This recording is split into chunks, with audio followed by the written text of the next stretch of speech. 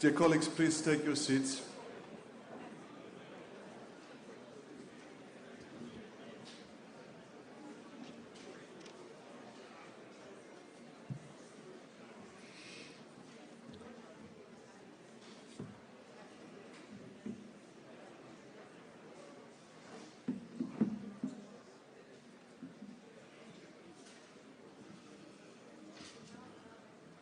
Good morning, everybody.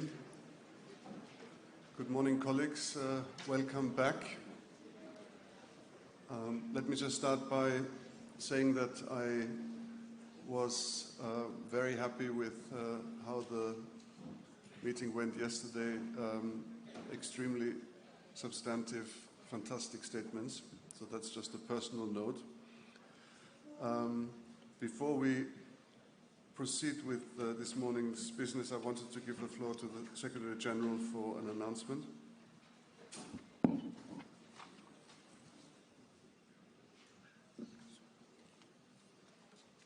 Thank you, Mr. President. I should like to remind delegations that the draft list of participants has been circulated as document TPNW/MSP/2022/CRP5.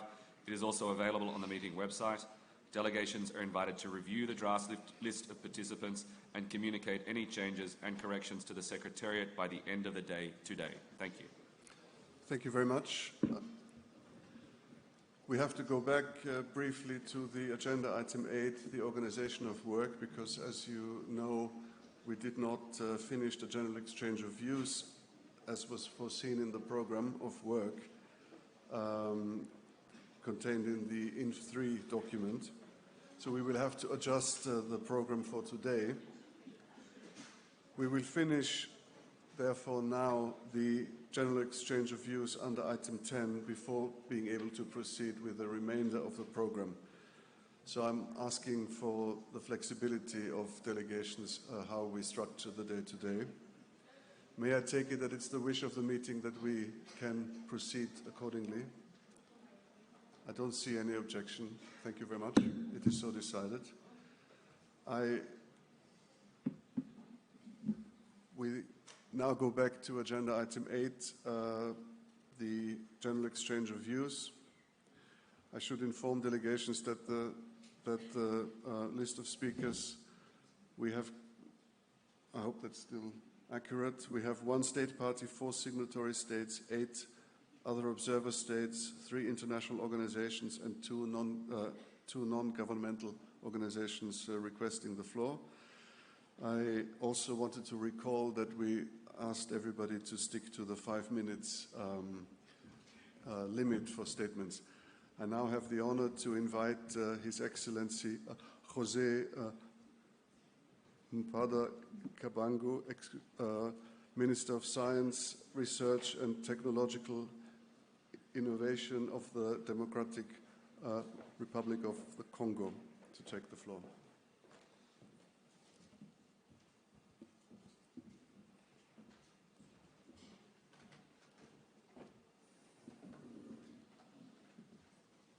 Monsieur le Président, President, the Democratic Republic of Congo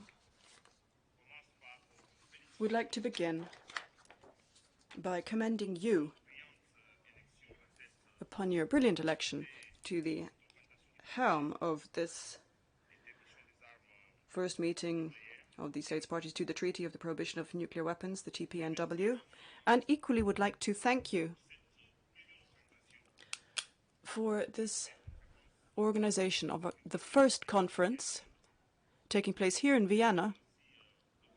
We would also like to thank those countries who were involved in organizing this conference. The Democratic Republic of Congo supports the establishment of a nuclear weapons-free world.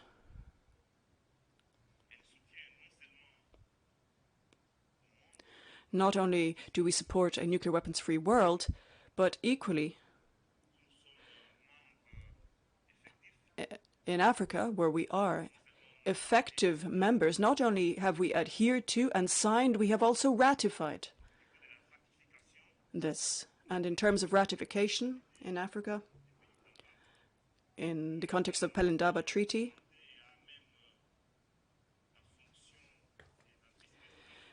The vice chair of the AFCOM Commission is represented. We also have a commissioner representing the DRC here, which indicates our support for establishing a nuclear weapons-free world, a nuclear weapons-free Africa through the Pelindaba Treaty. We are also members of the NPT and the CTBT. We recently adhered to the ratification process, shortly coming to a close.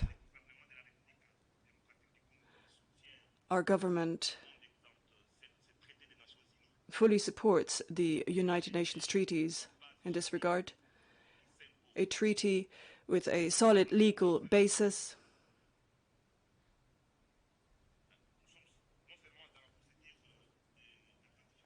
And as such, we are in the process of ratifying. The instrument was deposited just a week ago at a major conference. And our president is shortly expected to sign into law a decree to help build a better world, as we are doing in Africa. And as such, the DRC hopes that this treaty will be a treaty enjoying universal legal vigor to help spare our world the harm of nuclear weapons, and that the entire world be spared this. That is why, once again, we thank you for organizing this meeting. We are in the process of outlining the ratification process as well as the decree to be issued by the President of our Republic, and we hope that this legal basis, which will be a law imposed equally on all, will oblige all states to proceed to ratification, which in turn will allow us to achieve this nuclear weapons-free world. Thank you very much. We stand ready to work with you for this better future.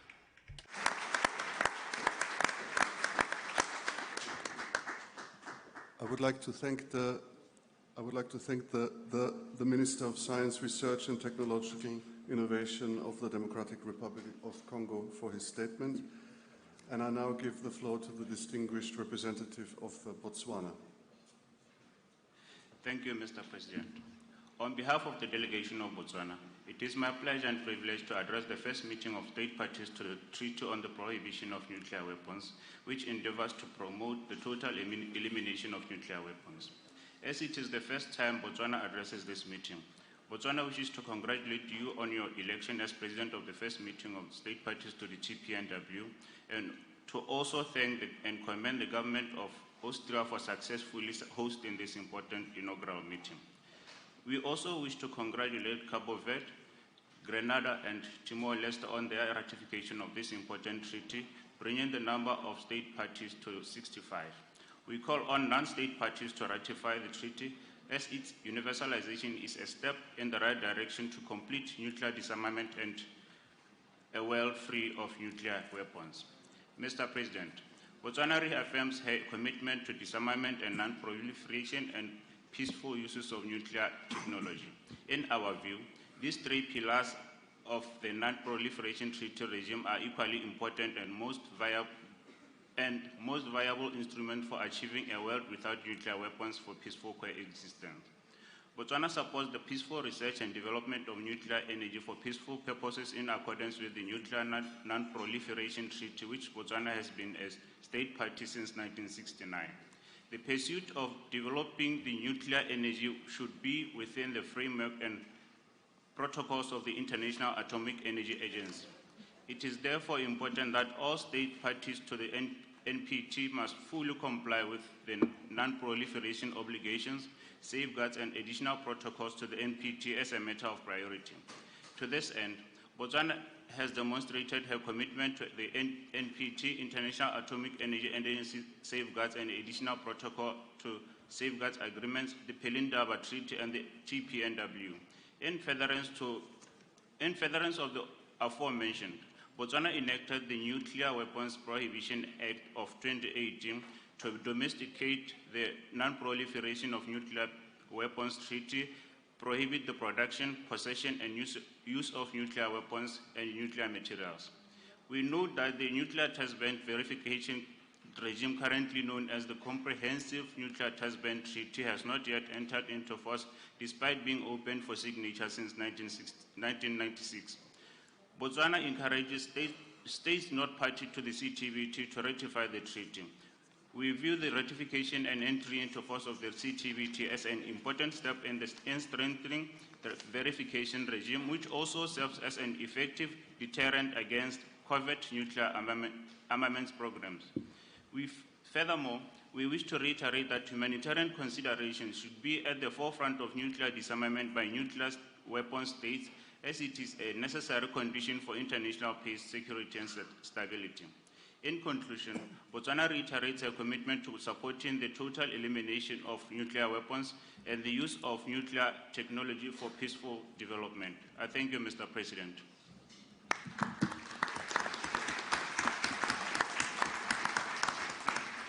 I would like to thank the distinguished delegate of Botswana, and I now give the floor to the distinguished representative of Libya, to be followed by Niger, the Dominican Republic, and Nepal. Libya, you have the floor. السيد الرئيس، نود في البداية أن نهنئكم السيد الرئيس على توليكم. First of all, we commend you upon assuming the chairmanship of this meeting. Equally, we commend the Secretariat for their efforts. In turn, we thank the Office of Disarmament Affairs. We thank them for all services provided in order to organize this meeting. We attach the utmost importance to this encounter. And equally, we share the views expressed by delegations regarding this agreement reached in 2021, which we hope will help fill a significant loophole in the international system to combat the use of weapons of mass destruction. We are committed and greatly attached to all of the documentation that issued from the review conferences of 2010 and have adhered to the Nuclear Non-Proliferation Treaty, and all our nuclear material is under IAEA safeguards. Moreover, we've signed an additional protocol in order to guarantee the peaceful use of all our nuclear material. We have withdrawn from all programs and from the use of all material that could be used for the production of weapons of mass destruction in 2003 because we were fully aware of the inherent risks that these weapons pose to humankind. We are very aware of the damage that they can wreak upon the environment, upon economies, upon food security, on the health of current and future generations, leading to destruction and mass exile as a result of the deployment of such weapons, as we have seen from the tragedies of Hiroshima and Nagasaki. And here we call on all states to abandon the use of weapons of mass destruction, to leave the arms race in order to uphold international peace and security. We call for the adoption of immediate and effective measures so that our world is freed of all nuclear weapons.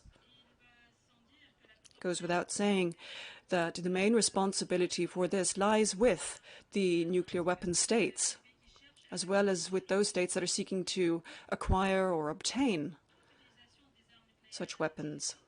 The use of these weapons, the threat of use of these weapons, undermines international law as well as international humanitarian law.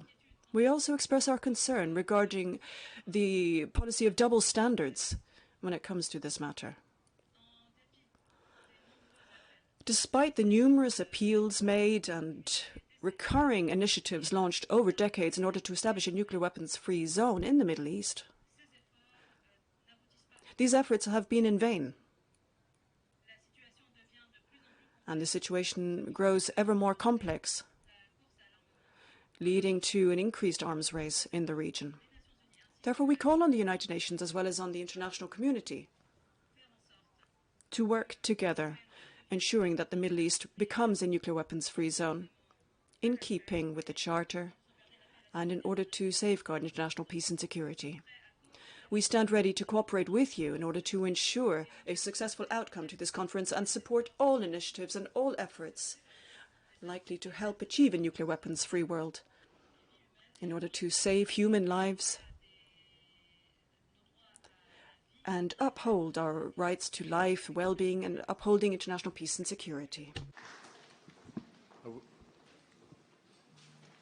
I would like to thank the distinguished representative of Libya for his statement, and I now give the floor to the distinguished representative of Niger.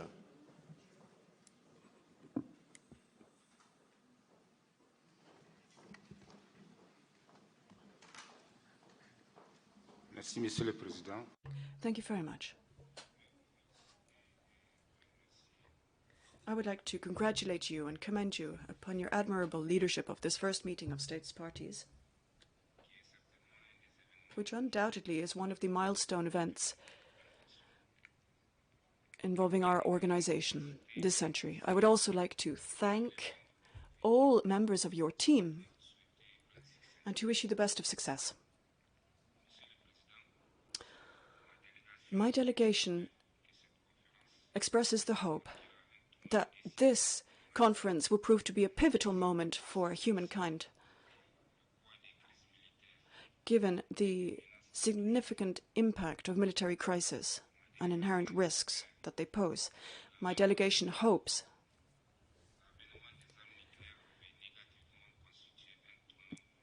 that we will understand this, as we have understood that the development of nuclear weapons has equally placed humankind at a crossing roads, and that this encounter will be the time where we put an end to this constant threat posed by these weapons to humankind and to security. Our delegation is participating as an observer at this conference, but I can tell you that ratification in Niger is progressing and is certainly high on the agenda of our government. And thus, we have come here in order to learn more about the first stages of implementation and the follow-up or review mechanisms that are to be established, where the effectiveness of such mechanisms will determine the level of compliance among the consenting states. I would like to conclude by wishing for all of our sakes that we reach conclusions in keeping with the high expectations that match this milestone event that brings us here today.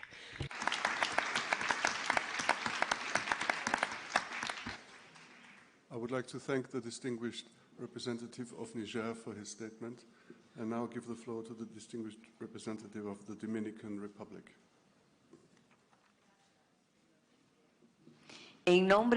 On behalf of the delegation of the Dominican Republic, I would like to thank you for your enormous amount of work done in the run-up to this first meeting of the states parties to the TPNW.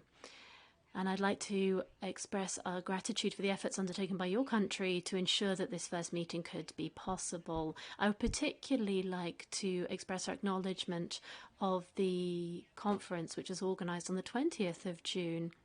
It touched on aspects of the humanitarian impact of this type of weapon. And I think that this means it is a step forward and a commitment to civil society, which is behind these processes. I'd like to reiterate our commitment to supporting this initiative and to following up on it, because this is why we're in Austria, sir, to follow up on the work involved in the implementation of this treaty. President, the Dominican Republic is a state free of nuclear weapons. It supports initiatives focused on counteracting the threats which are inherent in these weapons for peace, humanity and security. on an international level. The adoption in July 2017 of the Treaty on the Prohibition of Nuclear Weapons, the TPNW, and its entry into force in January of 2021 are historic achievements. They represent the culmination of decades of efforts aimed at eliminating these weapons of mass destruction. The Dominican Republic is a state signatory to the TPNW and aligns itself with the celebration of these milestones, supporting the universalization of and continued strengthening of this important legal instrument. President, the entry into force of the TPNW complements and consolidates the international framework which our nations have adopted to prevent the development and use of nuclear weapons and other weapons of mass destruction. It is also important to protect nuclear materials used for peaceful purposes. This is to ensure that these are not diverted to criminal purposes. In 1976, the Tlatelolco Treaty established in Latin America and the Caribbean the first densely populated zone free of nuclear weapons. In 1978, the Non-Proliferation Treaty, the NPT, established the cornerstone of the international nuclear non-proliferation and disarmament regime. In 1987, the Convention on the Physical Protection of Nuclear Material entered into force. And in 1996, the Comprehensive Nuclear Test Ban Treaty was adopted. It establishes a verification regime to prohibit nuclear explosions everywhere. In 2005, the Convention on the Suppression of Acts of Nuclear Terrorism provided the mechanism to punish such crimes. The Dominican Republic is party to all of these treaties, and it has demonstrated its commitment to achieving these obligations arising from them. In order to achieve the TPNW, we've established some legally binding rules at a global level to prohibit this kind of weapon of mass destruction. This was already done with biological weapons and chemical weapons. It is also the first agreement which contains provisions to address the humanitarian consequences related to the use of nuclear weapons. Our Ministry for Foreign Affairs is following up actively on the ratification process for the TPNW in accordance with our domestic legislation, and it is currently at the stage of approval by the National Congress. President, the TPNW is a new and valuable pillar of disarmament and non-proliferation. We trust that this meeting will allow us to identify actions to ensure that it is continually strengthened. Against this backdrop, the Dominican Republic believes it is important to underscore the complementary nature of the TPNW between this instrument and other international instruments when it comes to strengthening international cooperation on topics related to the implementation of the treaty. At the same time, we'd like to take this opportunity to support the promotion of international cooperation on the use of nuclear energy for peaceful purposes, since this offers multiple benefits for progress and development in our countries. President, the comprehensive humanitarian and responsibility vision represented in the TPNW is a great achievement for the international community. Its universalization and implementation are at the same time a challenge, which will require great joint efforts to be taken at various levels. So we fully support the Vienna Declaration, which was inaugurated in the framework of this meeting to support a world free of nuclear weapons. Thank you very much, President.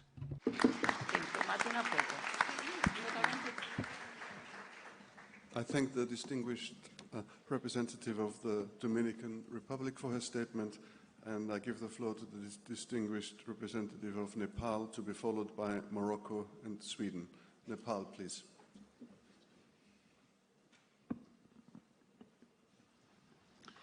Thank you very much, Mr. President, Excellencies, distinguished participants, ladies and gentlemen. It is my distinct honor and privilege to address this historic first meeting of state parties of the Treaty on the Prohibition of Nuclear Weapons in this beautiful city of Vienna. On behalf of my delegation, I congratulate you and your team, Mr. President, and wish for the successful conclusion of this meeting. Rest assured of my delegation's full support to discharge your important responsibility.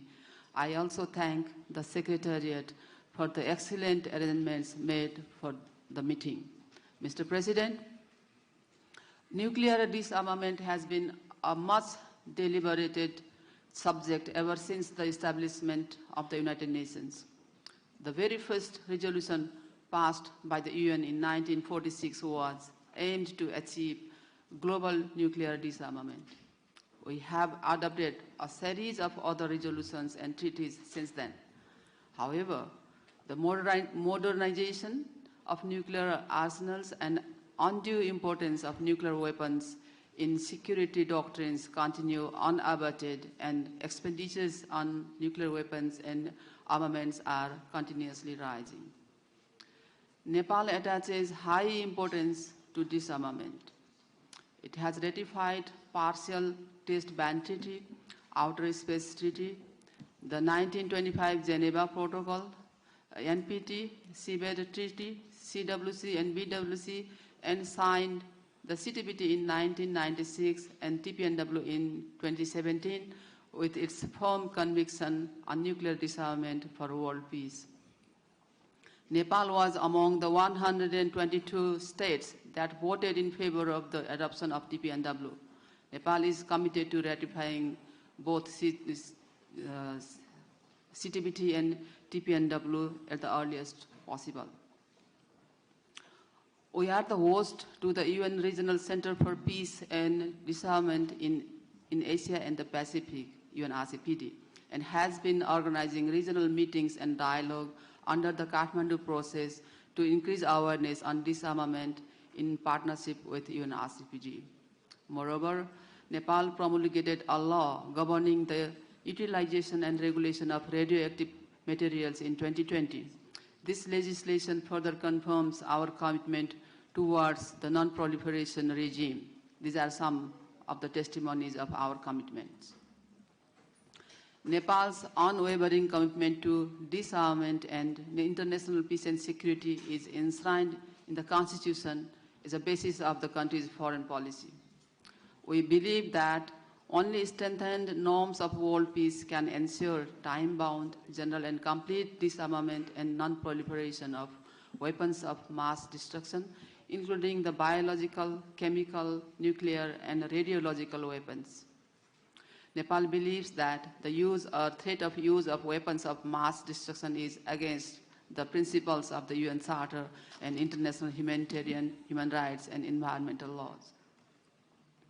Nepal underlines that the states possessing nuclear weapons should respect the importance of principles of transparency, irreversibility, and verifiability of the nuclear weapons for their total elimination. We do not believe that nuclear weapons are useful deterrents. Instead, they are the cause of security dilemma among the nuclear states. Therefore, the modernization of the nuclear arsenals, ongoing research on new nuclear warheads, and the development of new delivery vehicles needs to be halted.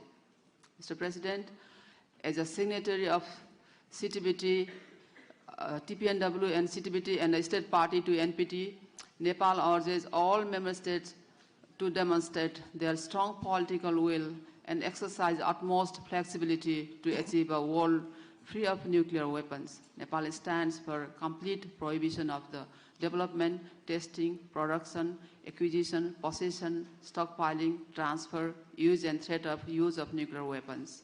We also respect the inalienable rights of all states to research, produce, and use nuclear energy for peaceful purposes in conformity with the safeguard mechanism of IAEA.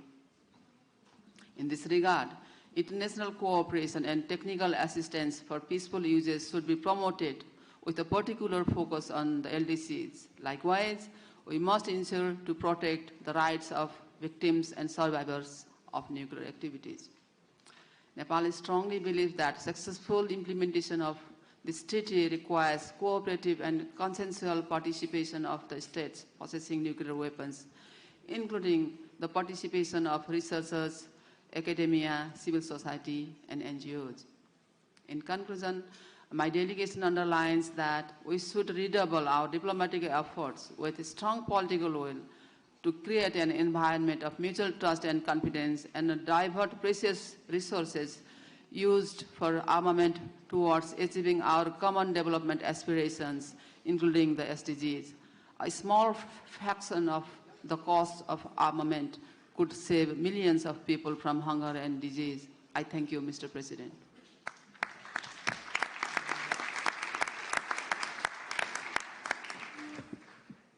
I would like to thank the distinguished representative of Nepal for her statement, and I now give the floor to the distinguished representative of Morocco. Thank you, President. At the outset, please allow me to convey to you, on behalf of my delegation, my warmest congratulations on your election to the presidency of the first meeting of states parties to the Treaty on the Prohibition of Nuclear Weapons. I would also like to take this opportunity to thank the Secretary-General of the UN for having convened this first meeting of states parties. I'd like to pay tribute to him for his commitment to issues of disarmament and non-proliferation. President, the convening of this first meeting of states parties is an excellent opportunity to evaluate progress made, to identify difficulties in the implementation of the treaty, and to undertake other actions in order to support international efforts in favour of nuclear disarmament. This is an excellent moment, on the one hand, to go into greater depth in our consideration, to give impetus to the implementation of the treaty, and to engage in frank and constructive dialogue in order to build consensus to free the world of nuclear weapons and to prevent any nuclear disaster. President, the existence of nuclear weapons is a constant threat, a high-risk threat, and it continues to weigh heavy on the future of the world. The return of the nuclear threat and the irreversible consequences of the use of nuclear weapons on the environment and human life means that we must all make serious progress towards the prohibition of these weapons. And I'd like to recall that it is crucial to make rapid and convincing progress required to achieve our common goals. Against this backdrop, the Kingdom of Morocco, a state party to all international instruments on disarmament and non-proliferation, has also ratified the plenary Treaty in order to ensure that we have a nuclear weapons-free zone in Africa. And we remain certain that it is important to be strongly committed to the elimination of all nuclear weapons, which remain the only weapons of mass destruction. Moreover, the Kingdom of Morocco shares the concerns of the international community with regard to the development of nuclear weapons and their proliferation. These are a threat to international peace and security, and this is why that the Kingdom of Morocco remains certain that the best guarantee of international peace and security lies not in military might and the accumulation of nuclear weapons. It is rather to be found in peaceful coexistence, which allows for the creation of favourable conditions for development and for political, economic, social and cultural exchange. In this regard, we would like to reiterate our commitment to the principle of non-use of force when it comes to settling differences between states, and it encourages all initiatives and actions favouring a peaceful settlement of regional differences between states. Morocco is a promoter of international peace, and it has always thought that global stability and security come from peaceful coexistence, dialogue and mutual respect. In this regard, we're certain that nuclear weapons and all WMDs are not a security guarantee, nor do they guarantee effective stability on regional and international levels. The security of all resides rather in dialogue, mutual respect, and the development of economic partnerships favouring effective and lasting human development. In this regard, the Kingdom of Morocco remains certain that a large-scale mobilization of the international community and a strong political will from its members is the only way of guaranteeing that we can achieve a world free of nuclear weapons. On this occasion, the Kingdom of Morocco reaffirms its support to multilateral initiatives within the United Nations aimed at stopping arms races and strengthening the effectiveness of arms limitation agreements, disarmament agreements, to relaunch multilateral disarmament mechanisms and to support the international community's efforts to prevent the proliferation of nuclear weapons and to eliminate weapons of mass destruction.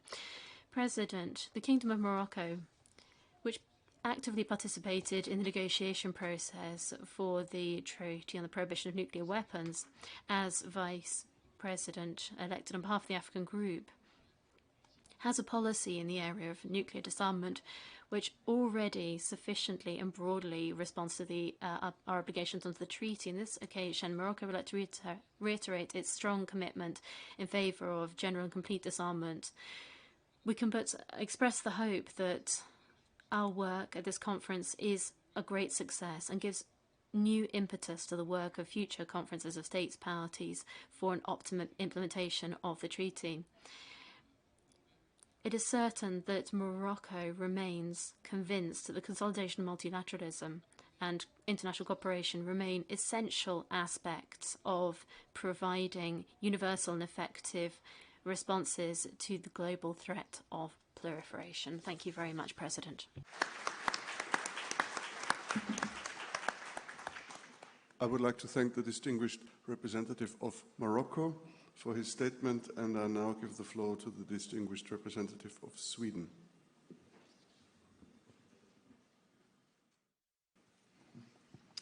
Thank you very much, Mr. President. Mr. President, I join those before me in congratulating you, first of all, and the other members of the Bureau on your election as the first Bureau of the first meeting of the states parties to the Convention on the Prohibition of Nuclear Weapons. Sweden participates in this meeting as an observer. We appreciate being able to join you here in Vienna and will follow with interest the discussions over the next few days. Sweden has a long-standing and continuous engagement for nuclear disarmament. Let me reiterate that the Swedish government's decision of 2019 not to sign nor ratify the TPNW stance.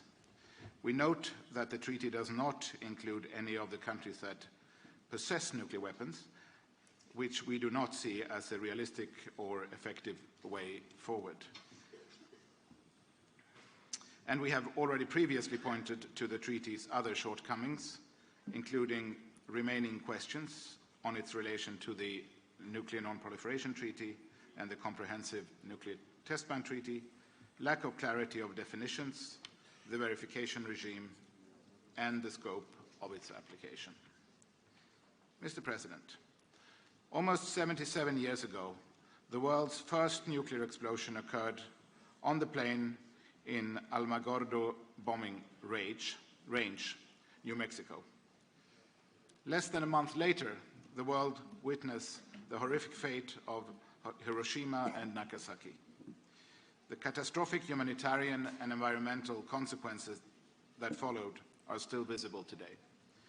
The events in the summer of 1945 were the starting point of our common struggle to achieve the goal of a world free of nuclear weapons, a goal that all here present and all states parties to the NPT have committed to.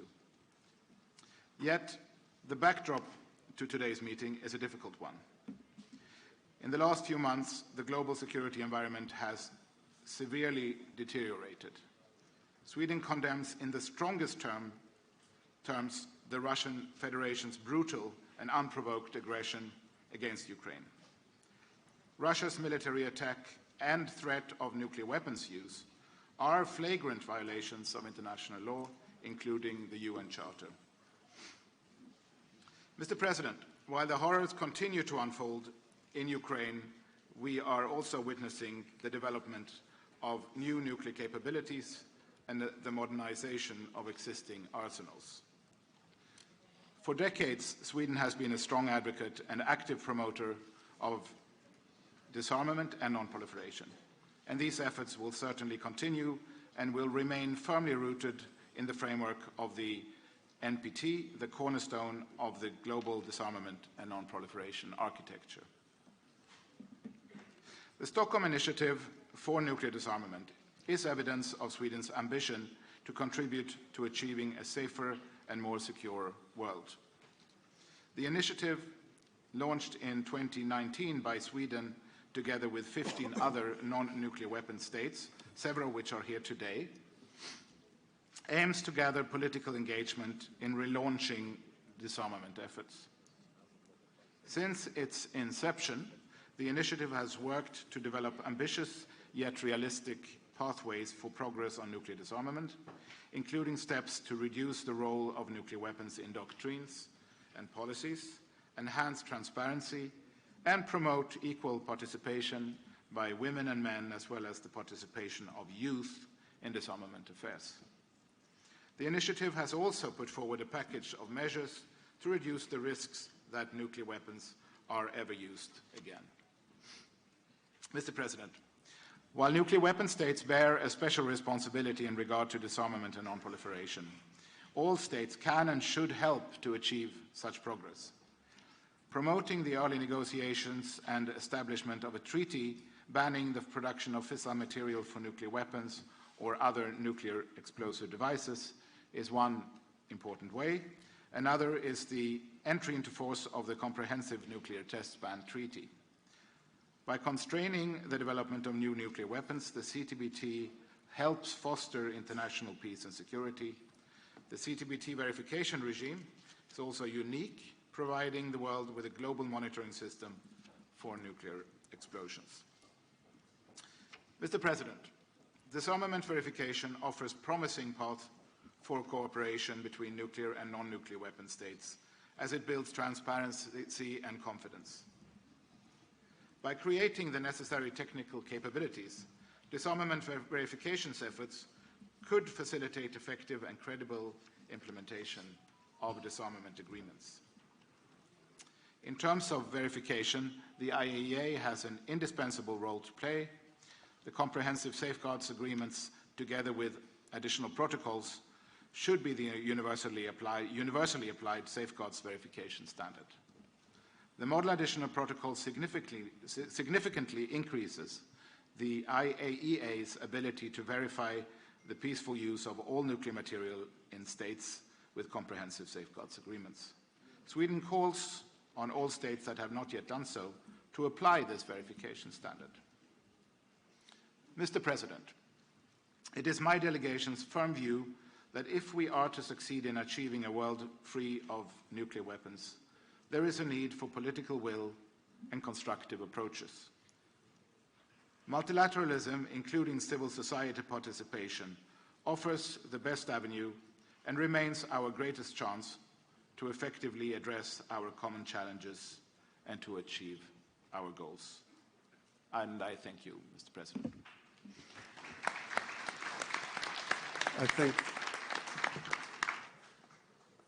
I thank the distinguished representative of Sweden for his statement, and now I give the floor to the organizing committee of Nagasaki Global Citizens Assembly for the elimination of nuclear weapons.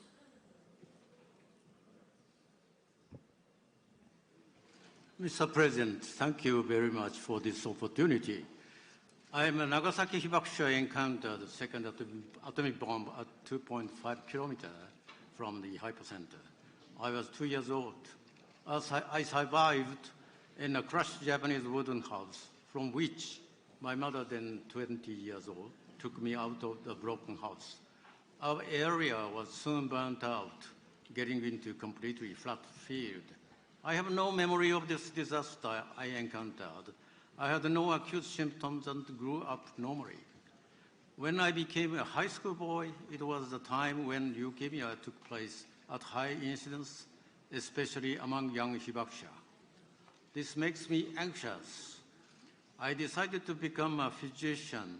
I entered the Atomic Bomb Disease Institute, Nagasaki University, in 1968. Since then, I continued my research for over 45 years.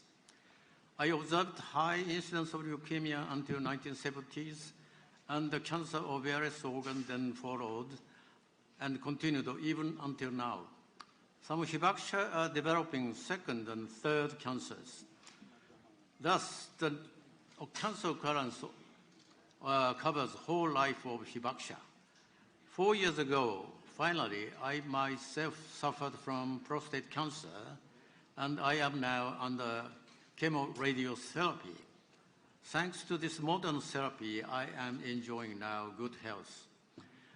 We hibakusha never had a calm period relieved from the long-lasting anxiety of cancers and other diseases. We have overcome always such atomic bomb-related obstacles to construct our life. Recent statistics shows an increased incidence of heart attack among aged hibakusha. That is myocardial infarction. Atomic bomb radiation may induce genetic damages, that is DNA damage, to induce not only cancers and leukemia, but also cardiovascular diseases. Whole life of hibakusha can be described as a non-stop train, slowly progressive deterioration of their health during their struggle to re-establish their family and houses. This is the resurrection for new life after bombing. Some hibakusha lost their parents or siblings who are also hibakusha due to cancers. For female hibakusha, segregation was severe in finding their partners. Such segregation was especially severe in early period of 20 years after bombing, but later decreased after most hibakusha could establish their own families. Children born to hibakusha and their parents then encountered a special type of anxiety that they might develop malformation or cancers due to genetic transmission from their parents. Such anxiety has been enhanced all the way until now because of the lack of scientific evidence for genetic transmission, although animal experiments had often reported positive, clear results.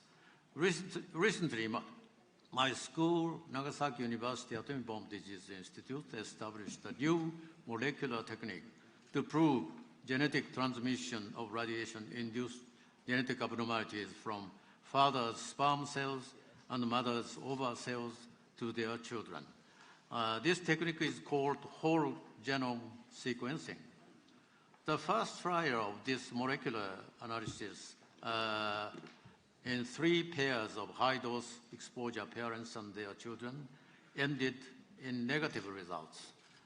This technique might be the last and determinative one to draw a conclusion in this genetic matter of atomic bomb radiation on human beings. Our hibakusha population is in the final stage of constant shrinkage. In their final stage of hibakusha life, they were very happy to see TPNW finally established in 2017 and got into power in 2021. However, we hibakusha has deeply disappointed to the fact that 9 nuclear states and over 30 states which depend on nuclear weapons of allied states, especially Japan, as only atomic bomb affected nation in the world, is being protected by the nuclear umbrella from the allied nation, USA. We feel very sad for our country. Japan depends on the nuclear weapons. We are crying. We feel very sad to see this dilemma and high war we need to overcome to realize a nuclear-free world before all hibakusha die and disappear from the world. Before leaving our life as hibakusha, the first human being encountered the first and second atomic bomb attack, would like again to say the bombing were indiscriminative without pre-warning. During work time for detonation, the selection of 2 cities as targets was suitably populated to examine the effect of atomic bombs on human beings. We ask world citizens to understand our life seriously. Especially, we would like to pray for not seeing the genetic radiation effect over to our descendants. Finally, I again emphasize that TPNW states parties must give strongest pressure to the nuclear weapon states to sign and join TPNW.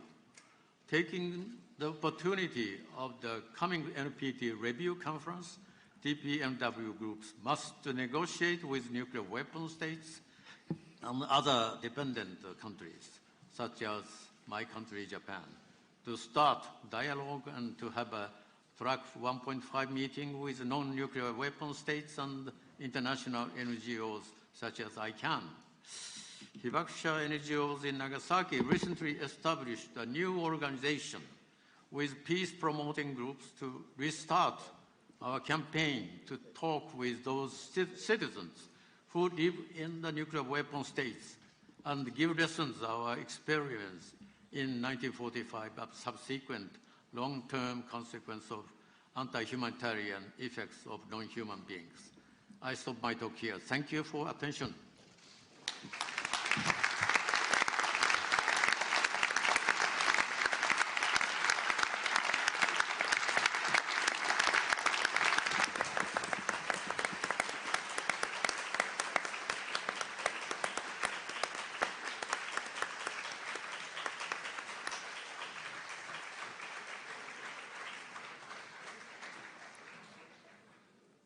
I would like to thank the Organizing Committee of Nagasaki Global Citizens Assembly for the elimination of nuclear weapons for this statement, and I now give the floor to the distinguished representative of Brazil.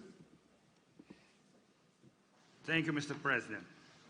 As this is the first time my delegation takes the floor, I will start my intervention by congratulating you, Mr. President, Ambassador Kmentt, on your election.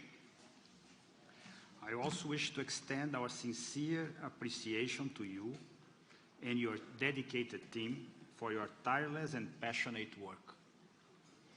The success of this meeting of states parties derives directly from your consistent efforts dating back to March 2021, when the preparatory process was initiated. Mr. President, the TPNW breaks new ground as the first multilateral agreement that comprehensively prohibits nuclear weapons. By bringing the most devastating weapons of mass destruction on a par with chemical and biological weapons, already under legally binding prohibitions, it closes a legal gap in the disarmament and non-proliferation regime. Moreover, it also brings to the fore the long-neglected issue of the humanitarian consequences of testing and using nuclear weapons. The treaty is fully compatible with and complementary to existing international agreements on nuclear weapons, particularly the Non-Proliferation Treaty, the Comprehensive Test Ban Treaty, and the treaties establishing nuclear weapon-free zones. Brazil participated in the process that led to the adoption of the TPNW since its very beginning, having attended the 3 first conferences on the humanitarian impact of nuclear weapons, as well as the one held this week, and was an active participant in the negotiations of the treaty. On 20 September 2017, Brazil was the first country to sign the TPNW. Its text is currently under consideration of the Brazilian Congress with a view to its ratification. Brazil is honored to participate as an observer in this first historic meeting of states parties. Mr. President, Beyond the imperative set forth in the Brazilian Federal Constitution of 1988, which determines that nuclear energy shall be used exclusively for peaceful purposes, Brazil's long-standing commitment to international disarmament and non-proliferation regime has translated itself into a broad framework of bilateral, regional, and multilateral treaties.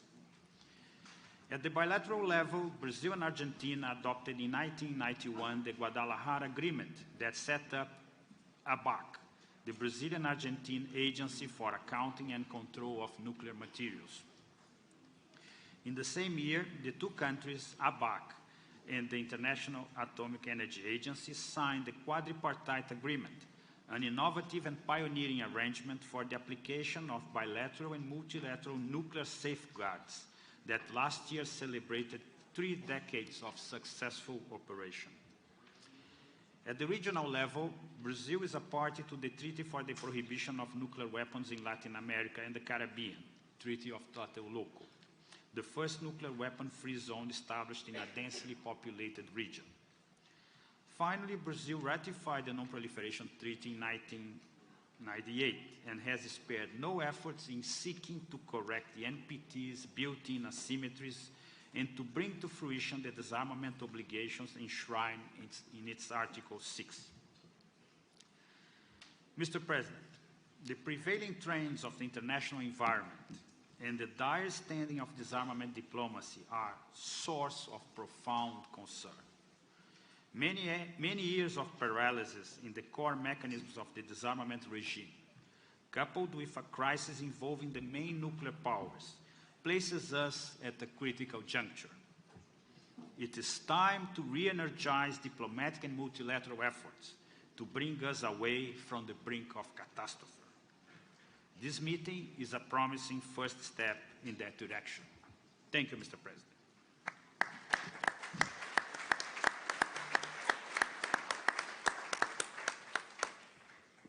I would like to thank the distinguished representative of Brazil for his statement and for the kind words addressed to me and my team. Next, I give the floor to the distinguished representative of Germany, to be followed by Switzerland and Norway. Thank you, Mr. President.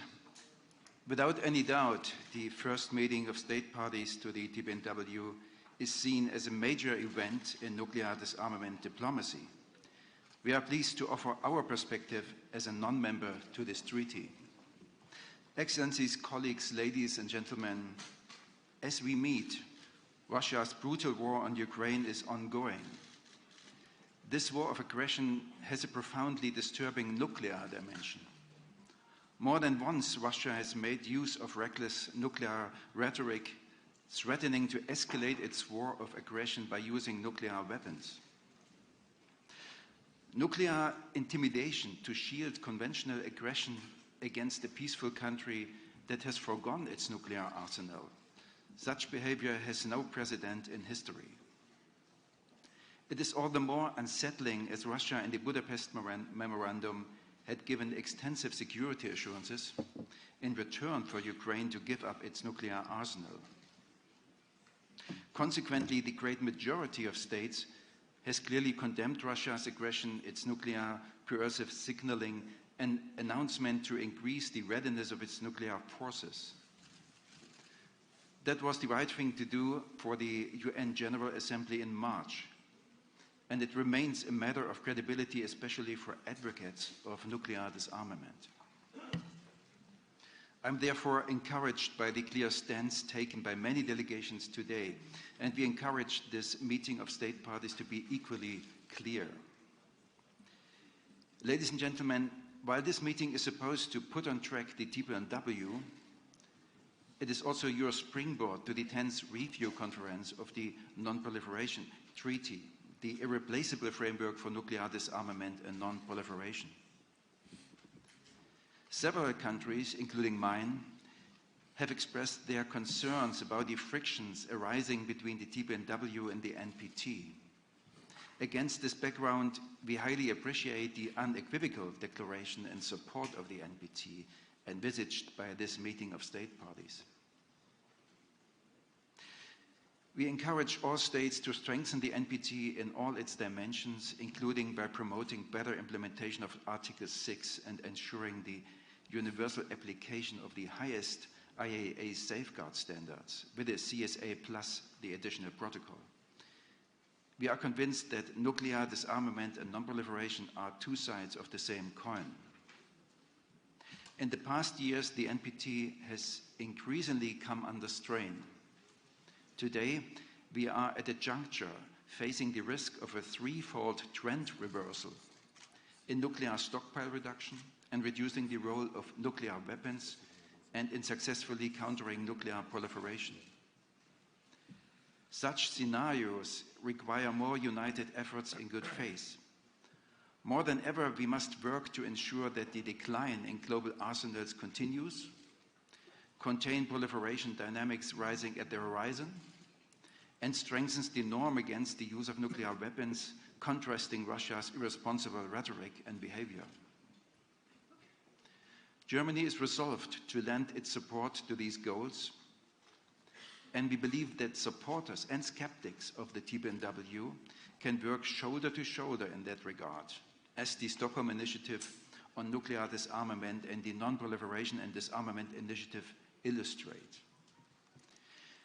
Ladies and gentlemen, we fully share the goal of achieving a world free of nuclear weapons, and we recognize the motives and the engagement of the TPNW states parties in this regard. We especially value the humanitarian perspective put forward.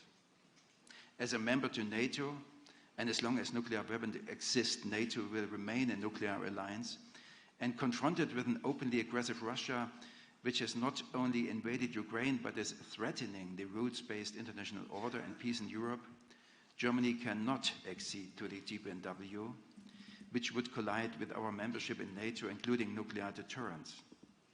As non-member to the TPNW, we are not bound by its provisions, nor do we accept the claim that its provisions are applicable under customary law, now or in the future. Germany is committed to engaging in constructive dialogue and exploring opportunities for practical cooperation. We are interested to hear more about the positive obligations of the treaty. Indeed, we believe that the provision of victims' assistance and environmental remediation from the long-term damages of nuclear testing deserve broader attention and engagement. Colleagues, since the very first resolution by the UN General Assembly, the international community is obliged to the goal of a world free from nuclear weapons. It took many decades until the world started to make progress on that path. Since 1990, eventually, significant reductions could be achieved. This process has come to a halt, disrupted now by Russia's war of aggression.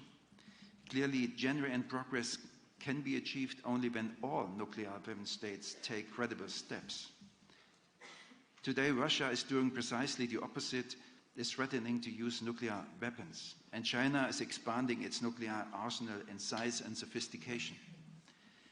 In such times, open-minded dialogue and an honest debate are all the more essential to translate common intentions into new progress. That is why we are here. I thank you, Mr. President.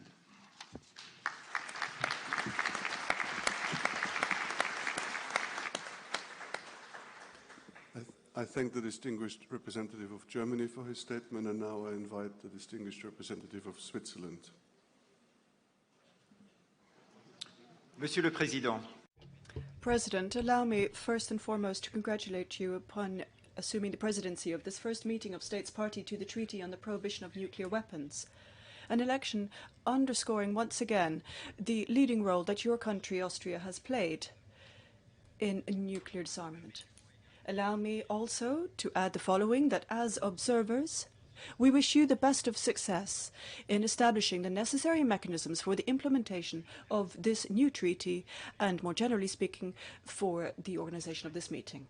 President, we are gathered here in Vienna against an unprecedented set of international circumstances. The progress towards disarmament remains slow. Some victories appear reversible. both in quantitative and qualitative increases to stockpiles and increased dependence on these weaponries.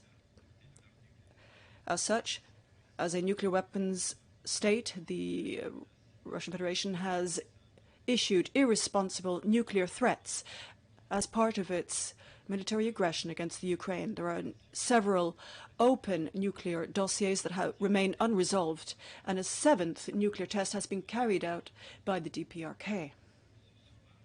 And these are only some of the factors that lead to heightened risk of the deployment of nuclear weapons in recent years. The Conference on the Humanitarian Impact, and in particular the conference that took place the day before yesterday here in Vienna, have clearly highlighted the likelihood and the consequences of the deployment of all nuclear weapons, as well as the capacity of the international community to respond to such an event, which can only be deemed catastrophic. And therefore, we must do our utmost in order to prevent any use thereof, first of all. Given the aforementioned, we fully support the objectives of the TPNW to prevent the use of any nuclear weapons. As we see it, it is hard to conceive the use of a nuclear weapon which clearly violates international law and international humanitarian law. The related risks of the use of such weapons for humankind should serve to drive forward disarmament negotiations with renewed determination and vigor.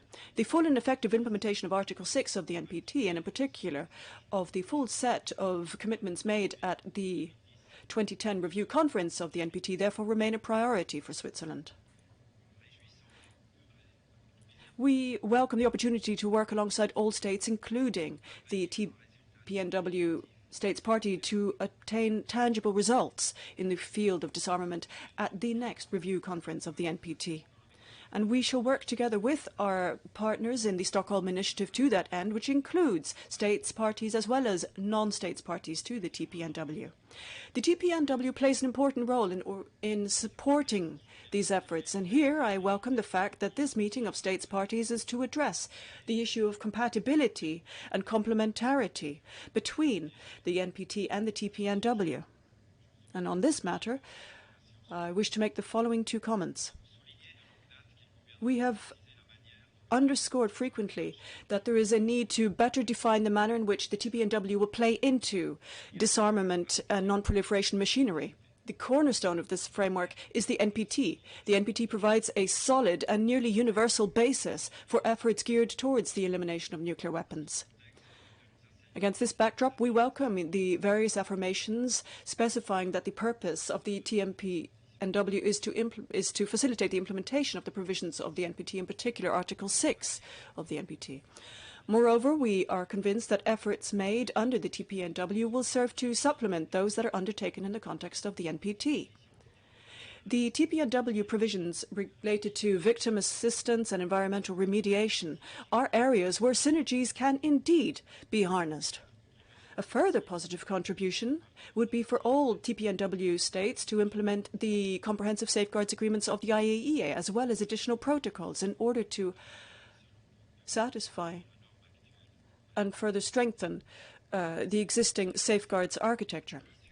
President, the outcome of TPNW negotiations and in the definition of our national position in 2018, we have continued to express our interest regarding our potential adherence to this instrument. We have weighed the advantages and disadvantages of adherence to this treaty.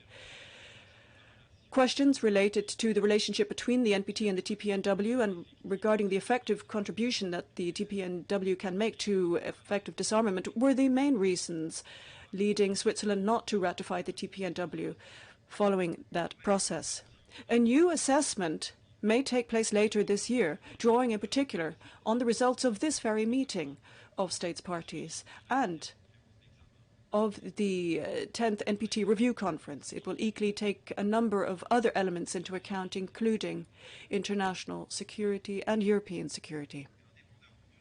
Irrespective of the results or the outcome of that next assessment, we plan to continue our cooperative commitment to the TPNW and enjoy our cooperation with the states parties to this instrument.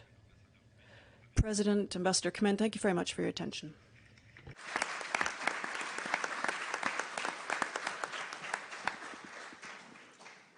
I would like to thank the distinguished representative of Switzerland for his statement, and I now give the floor to the distinguished representative of Norway, to be followed by the Netherlands. Thank you, Mr. President. And let me first congratulate you on assuming the presidency of the first state parties meeting of the TPNW. We all share the aim of a world without nuclear weapons. Some of the largest arsenals of nuclear weapons are to be found at the Kola Peninsula, just 100 kilometers from the Norwegian border. Given our geographical location, we have a good understanding of the danger of these weapons.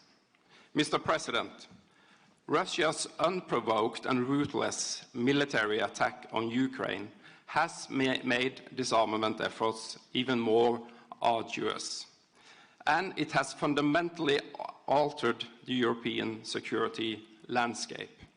Russia's rhetoric on nuclear weapons is reckless and dangerous. And it's worth recalling that just a few weeks before the invasion, Russia signed a joint statement of the P5 countries affirming that a nuclear war cannot be won and must never be fought. Mr. President, Norway is attending this conference as an observer.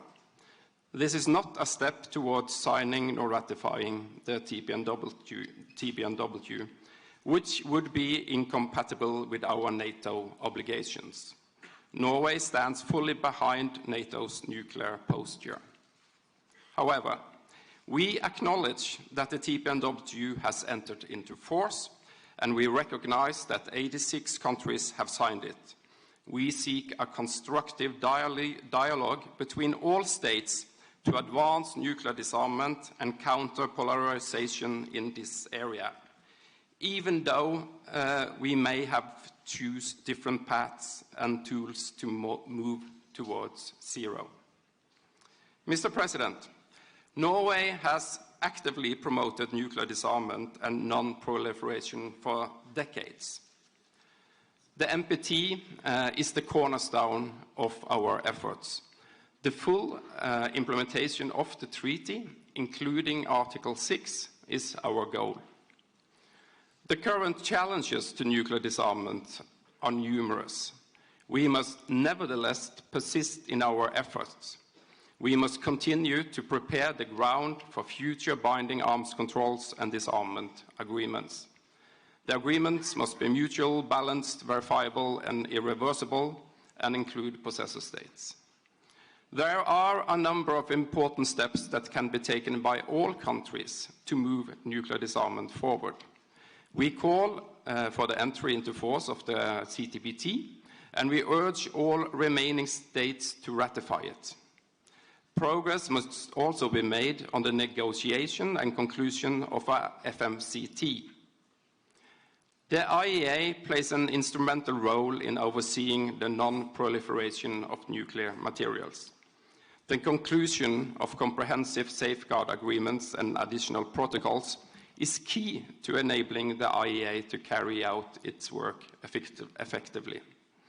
We call on all states to sign and implement these instruments.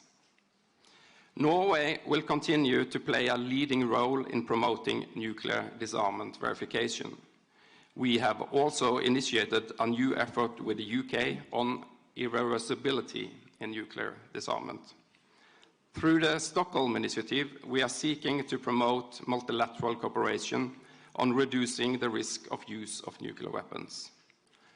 Dialogue on arms control is as important as ever for global security and stability. Work to draw attention to the humanitarian consequences of the use of nuclear weapons is important for nuclear disarmament, as highlighted by the final document of the 2010 NPT Review Conference.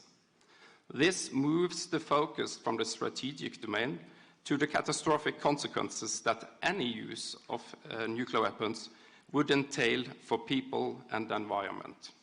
Survivors of Hiroshima and Nagasaki and people living in the vicinity of test sites can testify to this. We need to update our insights and are seeking to establish a fact-based understanding of the effects of nuclear detonations.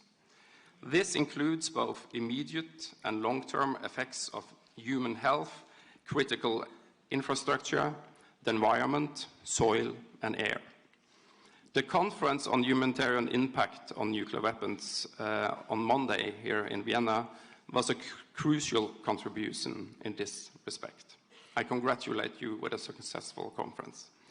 Norway will also continue its efforts to promote gender equality and diverse participation in disarmament processes, and support initiatives to involve the younger generation in this work. We look forward to continue observing the deliberation of this meeting. Thank you.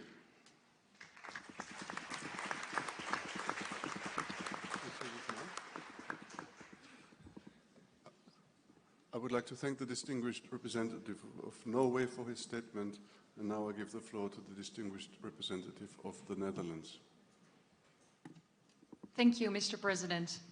The Netherlands is grateful for the opportunity to speak at the first meeting of states parties to the TPNW as a non-member to this treaty. The Dutch government remains committed to working towards a world free of nuclear weapons.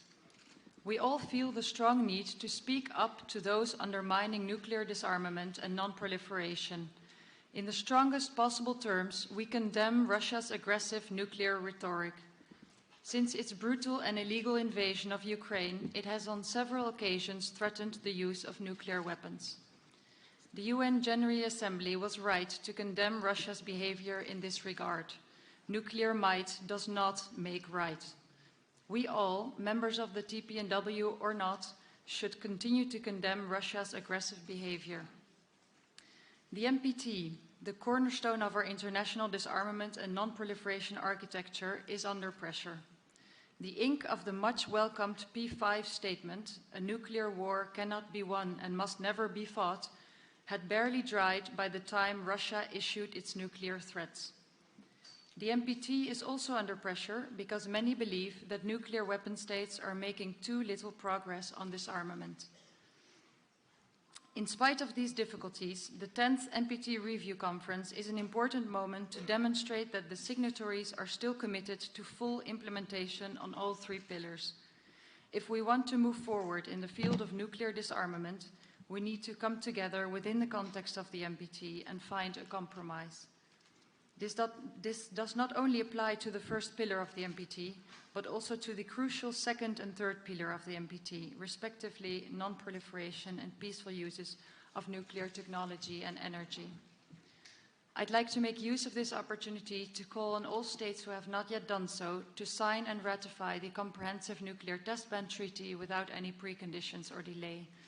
Also, I'd like to call upon all states that have not yet done so to conclude a comprehensive safeguards agreement and to sign and ratify the additional protocol.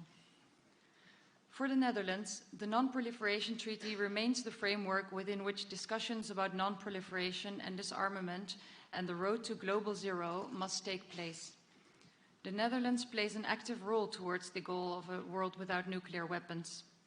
The Netherlands already has a bridging role within the NPT community, for example, through its vice chairmanship of the NPT Review Conference, the coordination of the Non-Proliferation and Disarmament Initiative, and its role in the Stockholm Initiative. We will continue to work towards the strengthening and implementation of the NPT in any way we can. This, of course, includes the elaboration of effective disarmament measures under Article 6.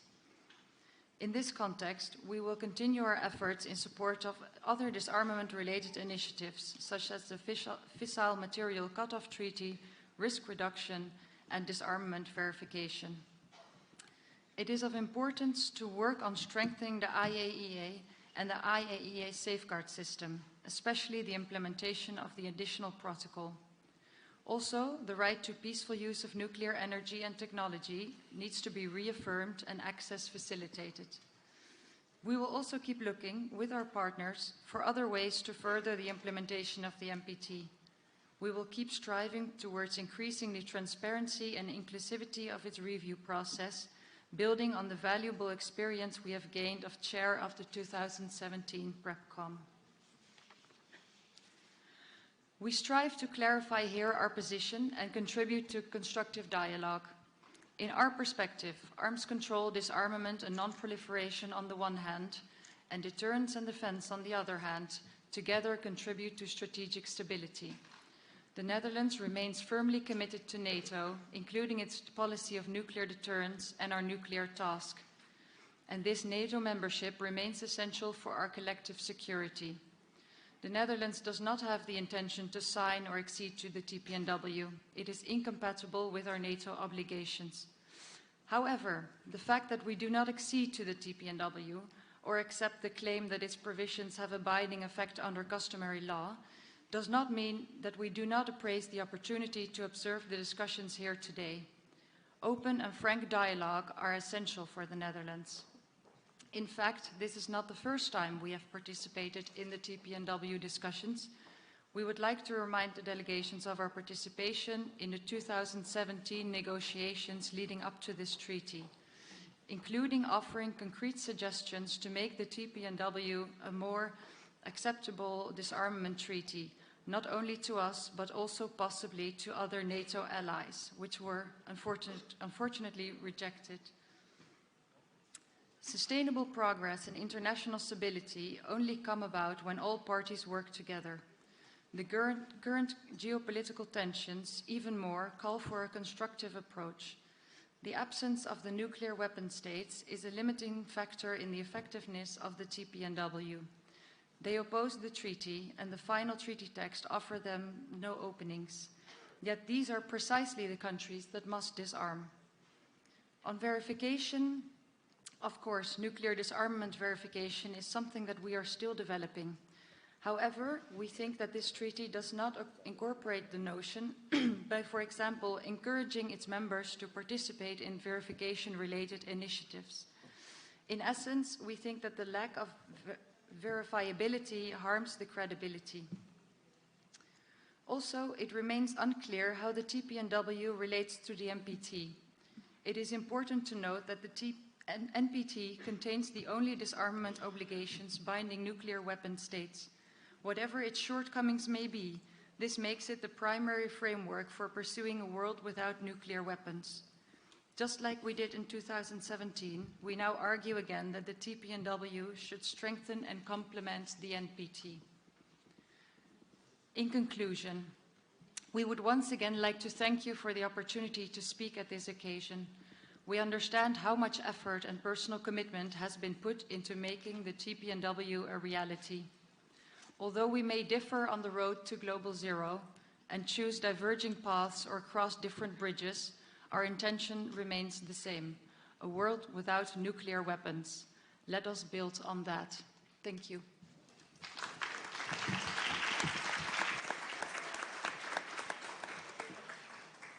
I would like to thank the distinguished representative of the Netherlands for her statement, and I now give the floor to youth organizations.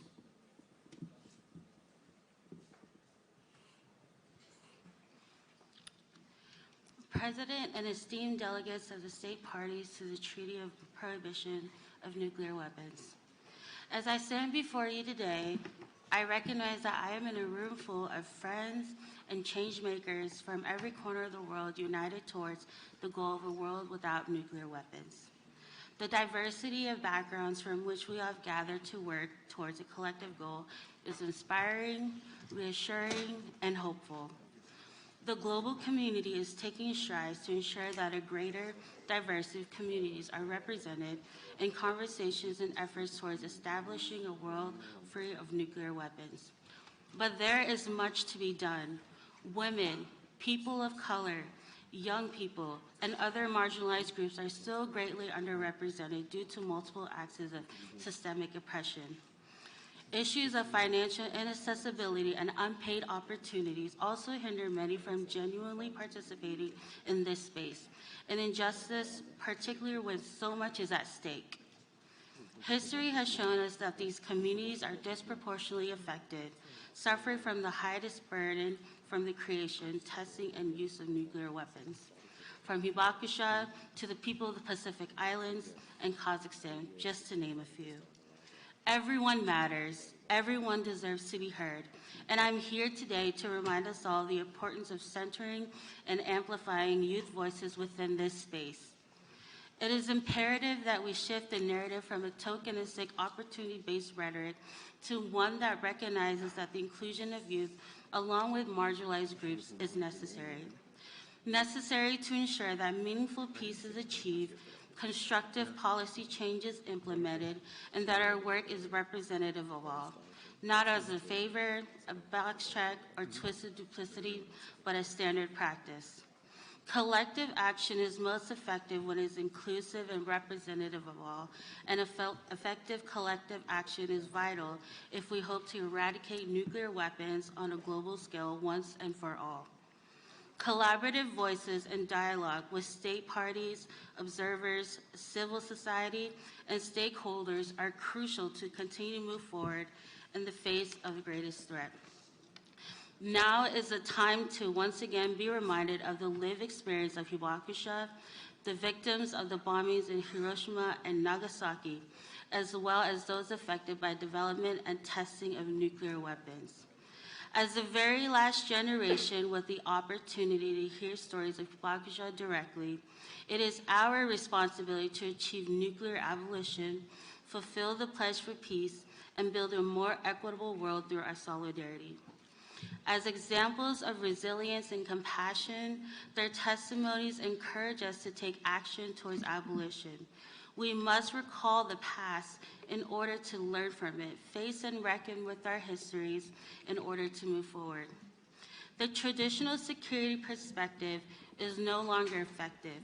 We must now recognize the importance of achieving each of the UN Sustainable Development Goals and re-examine why we depend on nuclear weapons to protect ourselves. The massive cost to possess and maintain nuclear weapons should be reallocated and create a sustainable society where our human dignity and human rights are ensured. In addition to nuclear threat, many other pressing issues such as climate crisis, gender inequality, poverty, and racism threaten humanity, especially our future generations. We have the means and we have the will to radically change our society for the better. Over half of the world's population is made up of people under 30. Here and beyond the TPNW, the youth need to have a seat at the table in the change-making process. Esteemed delegates, you hold a great deal of power in making decisions which will shape our future, and as such, your delegation should be reflective of the diversity of the international community.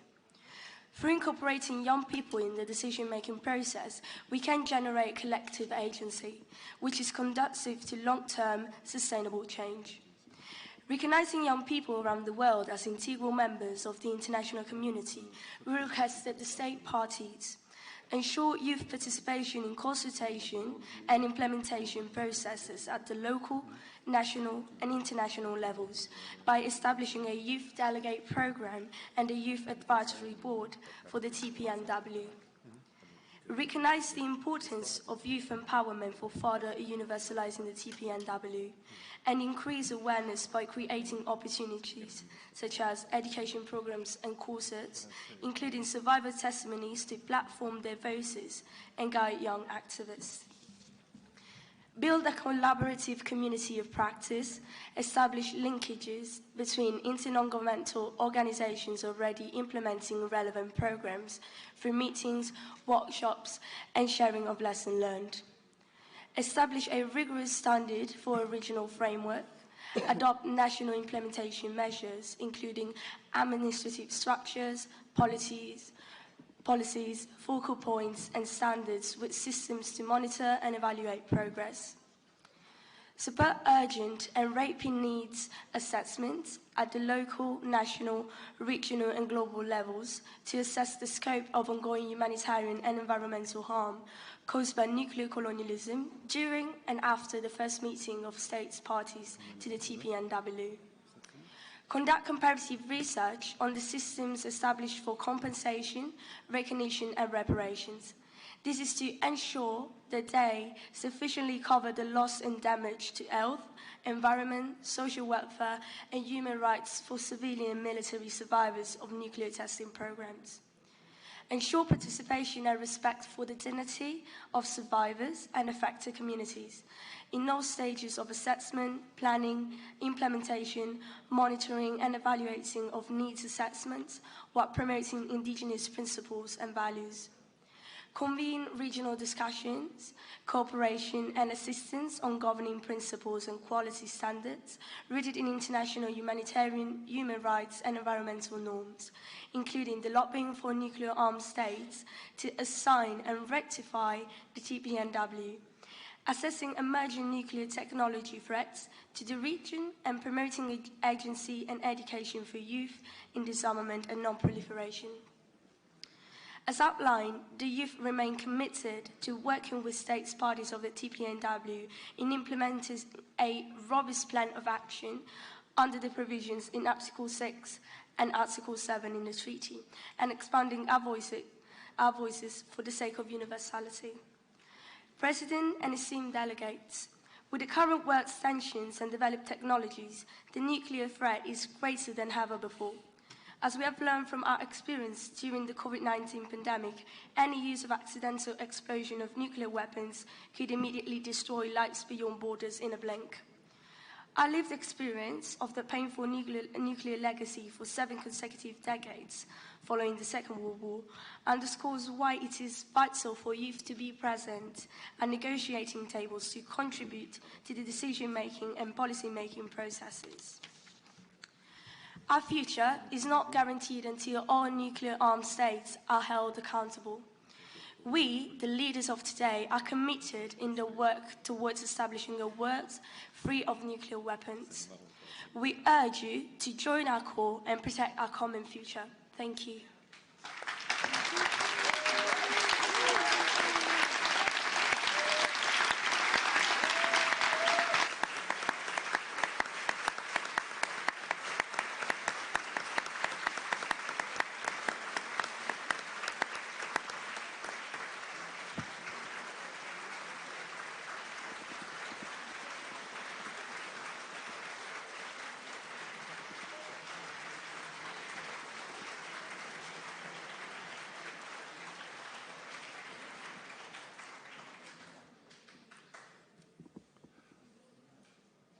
I would like to thank youth organizations for this statement. May I please ask the media to go to the podium in the back of the room. You are disturbing the live stream and the camera, so very often speakers are obscured if you're roaming the room. There is the podium in the back of the room specifically for cameras. So would you please go to the podium. I now give the floor to the distinguished representative of the International Federation of the Red Cross. Mr. President, ladies and gentlemen, the International Committee of the Red Cross and the International Federation are honored to jointly address this first meeting of the states parties to the Treaty on the Prohibition of Nuclear Weapons. The Japanese Red Cross Society and the ICRC were among the first responders to the atomic bombings of 1945.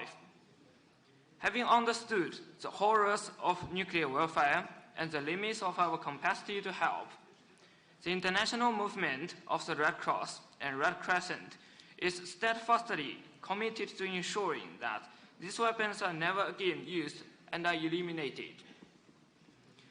The new international legal norm, comprehensively prohibiting nuclear weapons in the TPNW, is an historic achievement. It reflects global revulsion towards these weapons.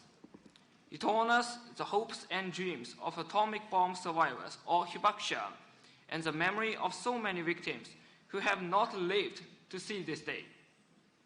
As a representative of Japanese Red Cross youth, I would like to share some of what we have learned from the hibakusha. Hibakusha have taught us why the things they lived through must never again happen anywhere on this earth. Their persistence, patience, and humility have moved us and motivated us. As fewer and fewer hibakusha remain with us today, Japanese Red Cross youth are committed to keeping their voices and stories alive for future generations. Without the testimony of the hibakusha, nuclear weapons can become just a military technical abstraction, devoid of the ghostly horrors they rain down upon people and their societies. With the TPNW, we now have a crucial tool that most hibakusha could only dream of. A global treaty that recognizes the horrors of nuclear weapons and bans them on humanitarian, moral, and legal grounds. We thank the state parties for responding to the appeal of humanity by establishing this legacy and invite all others to do the same.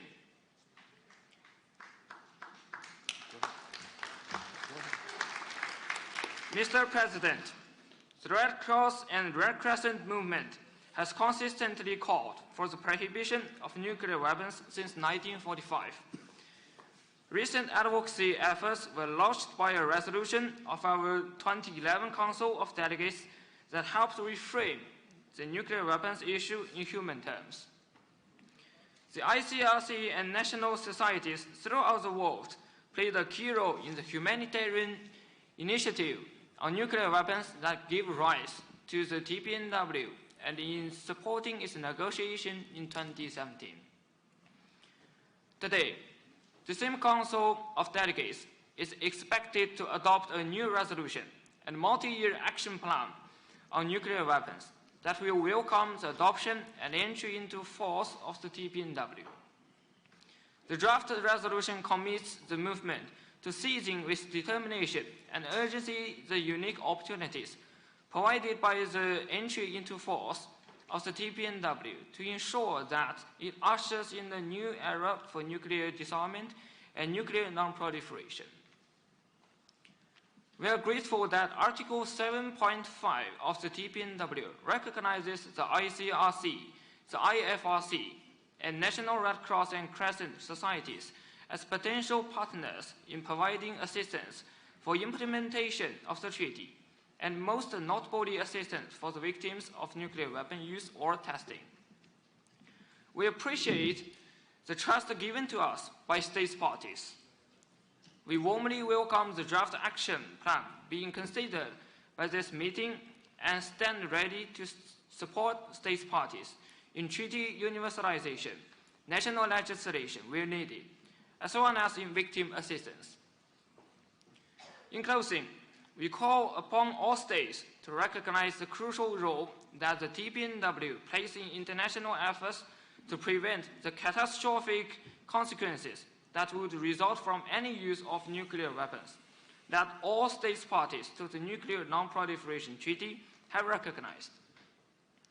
States have a solemn responsibility to prevent these consequences, to reduce the risk that nuclear weapons will ever again be used, and to move towards a world without nuclear weapons. The TPNW now provides a roadmap to this end. Nuclear disarmament is a legal obligation under the NPT, a moral duty, and above all, a humanitarian imperative aimed at nothing less than ensuring the survival of humanity. Thank you.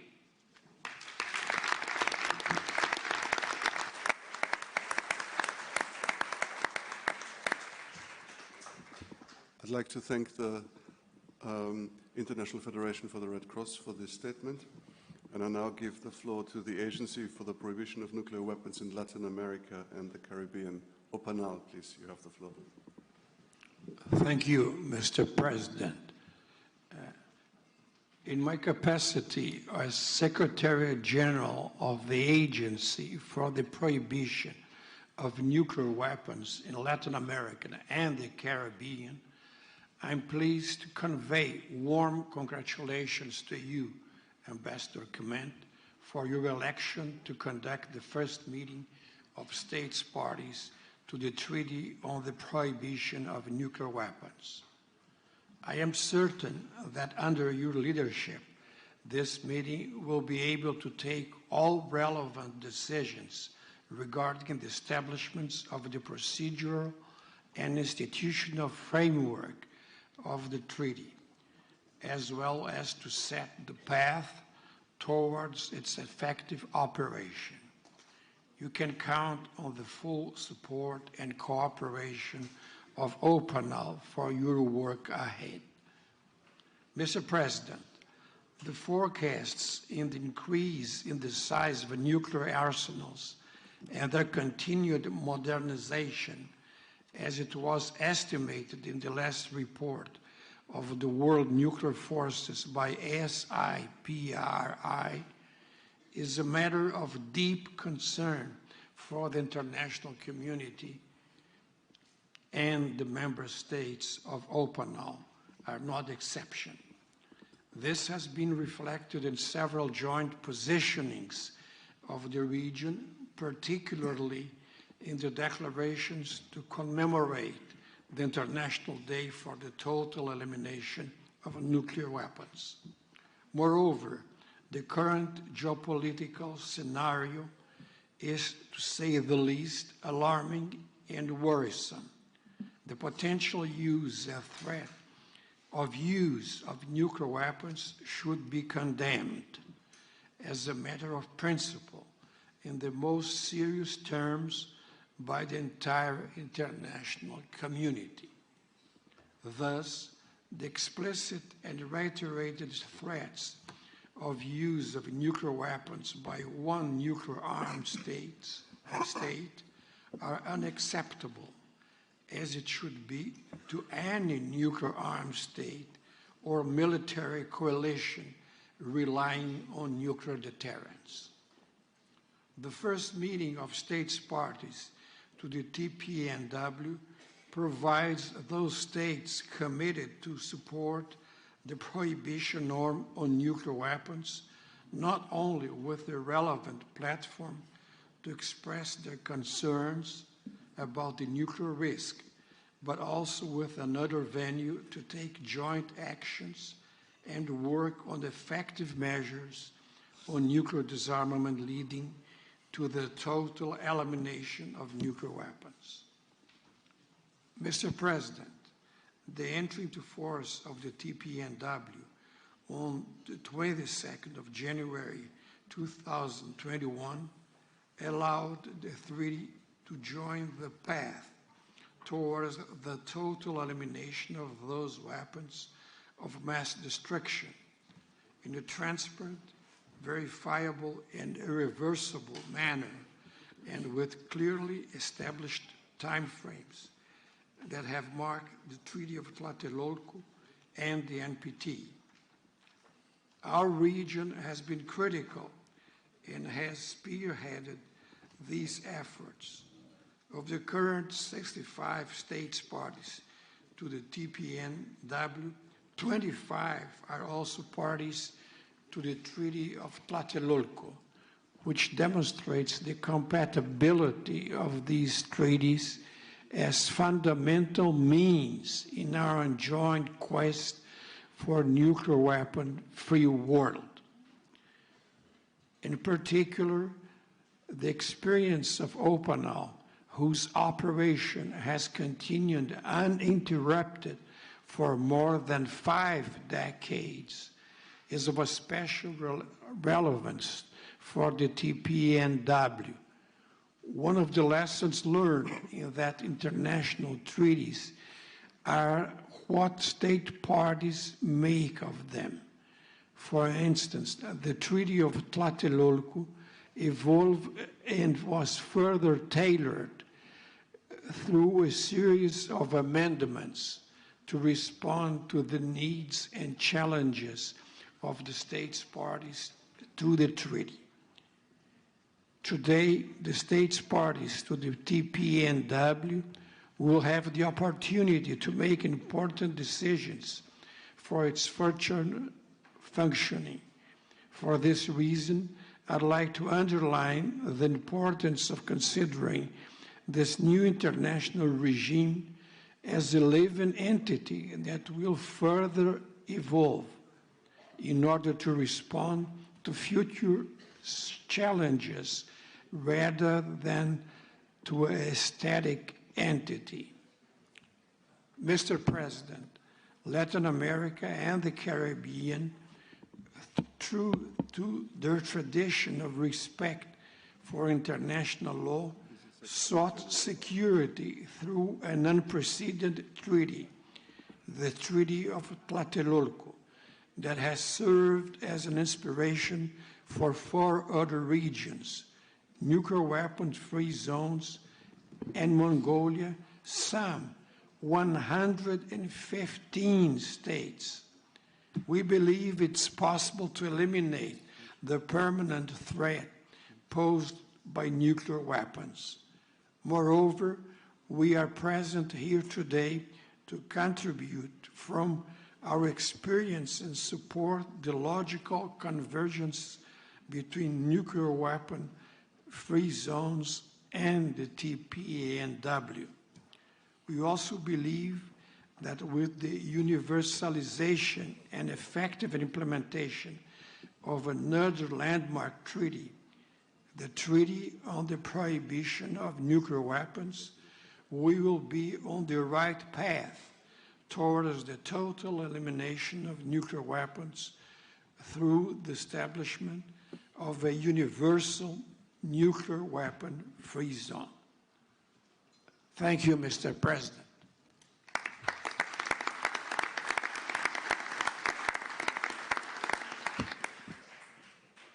I would like to thank the distinguished Secretary General of OPANAL for his statement, and I now invite the distinguished Executive Secretary of the African Commission on Nuclear Energy. Thank you, Mr. President. Excellency, Mr. President, Excellencies, distinguished representatives, ladies and gentlemen, I join the previous speakers to congratulate you, Mr. President, Ambassador Kmentt, on your election to the presidency of this first meeting of state parties to the Treaty on the Prohibition of Nuclear Weapons. I thank the United Nations of Disarmament Affairs and the government of Austria for the efforts developed to organize this very important event.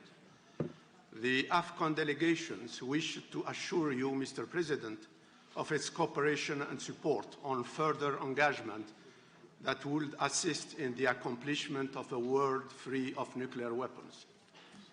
Mr. President, the state parties to the African nuclear weapon-free zone are deeply concerned about the catastrophic humanitarian consequences of nuclear weapons, as already said since 2014 and before. The African Commission on Nuclear Energy congratulates the state parties, including the very recent ones, Capo Verde, Grenada, and Timor-Leste, and all the signatories to the TPNW for having successfully allowed the entry into force of the treaty, achieving these important milestones identified already in the NPT. Mr. President, the African Union Constitutional Act recognized the need for the continent to promote peace, security, and stability as a prerequisite for the implementation of our development and integration agenda. It should also be recalled that at the 50th anniversary solemn declaration of the Union in 2013, the Assembly undertook to maintain a nuclear-free Africa and called for global disarmament, non-proliferation, and peaceful use of nuclear energy. The African Union leads policy-making and implementation of decisions aimed at ensuring that Africa achieve Aspiration 4 of the Agenda 2063, which aspires for a peaceful and secure Africa. As recalled by the African Union Peace and Security Council last 31st March, weapons of mass destruction are part of the common security threats to the African Union member states, as stated in the Common African Defense and Security Policy. The African Peace and Security Architecture, APSA, is the framework for promoting peace, security, and stability in Africa. Its core organ is the African Union Peace and Security Council. The objective for the strategic priority 4 of the APSA roadmap is to contribute to enhancing the timeliness and effectiveness of the response to strategic security challenges by all the stakeholders. Africa has consistently promoted the achievement and maintenance of a world free of nuclear weapons as entrenched in the Treaty of Pelindaba, which was initiated in the early 60s, targeting the denuclearization of the African continent.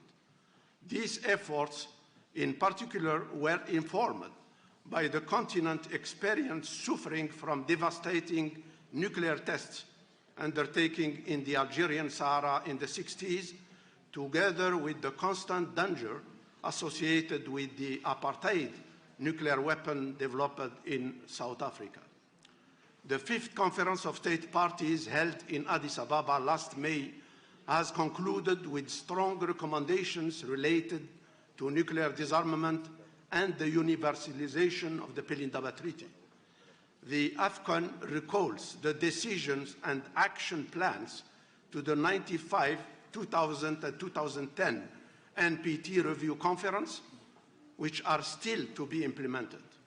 The Commission reaffirms in particular its full support to the United Nations efforts for the establishment of a zone free of nuclear and all other weapons of mass destruction in the Middle East, as agreed at the 1995 NPT Review Conference. Mr. President, the AFCON expresses deep concern over the recent developments related to the possible use of nuclear weapons in the world, which weakens the objectives of the Nuclear Non-Proliferation Treaty and continues to undermine peace, security, and humanitarian situation in the world in general and in Africa in particular, and appeals to those concerned to find diplomatic means of resolving their differences and protecting the populations from the impact of nuclear weapons. There is more than 30,000 nuclear weapons in existence in 2021, with allocation of vast resources to retain and modernize them in a world where the basic human needs of billions, including the achievement of the development goals, remain unfulfilled, in particular in Africa. The AFCON is convinced that only the total elimination of nuclear weapons may act as the only guarantee against the use of or threat of use of nuclear weapons. Mr. President, nuclear testing remain a serious concern over the years, including for African member states. Africa, with 48 parties to the Comprehensive Nuclear Test Ban Treaty, is already playing an important role, including through the ability to verify the nuclear test ban by the international monitoring system and stations in Africa. The AFCON calls for the urgent universalization of the CTBT and its entry into force, and invite the remaining African member states to proceed with the signature and the ratification of the treaty. Mr. President, the African Commission on Nuclear Energy, as the African Nuclear Weapon-Free Zone Treaty body, calls for the strengthening of efforts towards nuclear disarmament, non-proliferation and peaceful use of nuclear energy programs through strengthened cooperation with, in particular, the United Nations Office for Disarmament Affairs, the IEA and the CTBTO, in view of their significance as preventive mechanism. The state parties to the Pelindaba Treaty, gathering at the 5th Conference of State Parties, called upon the African Union member states to speedily sign and ratify the TPNW. emphasizing that it advances international law in the sphere of nuclear disarmament and is consistent with the goals of the Treaty of Pelindaba.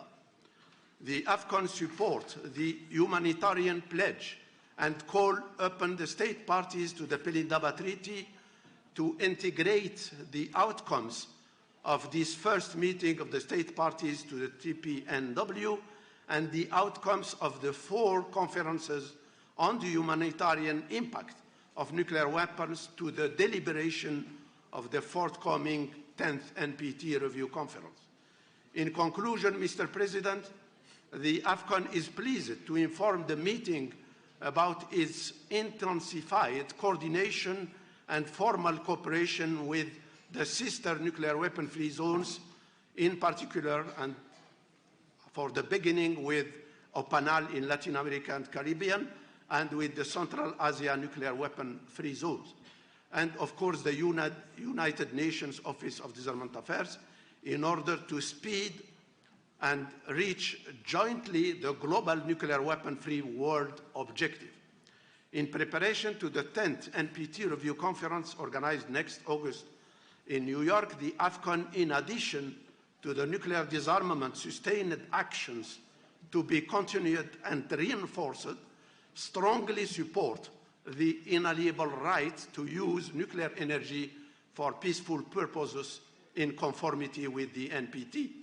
The AFCON calls upon the NPT state parties to encourage the recent initiatives recommending more international support to peaceful use of nuclear energy, in particular for the benefit of the Africa region, to address through nuclear applications urgent needs, including fighting cancer, which is recognized as the more pressing necessity, highly relying on radiation technology with demonstrated cost-effective impact. I thank you, Mr. President.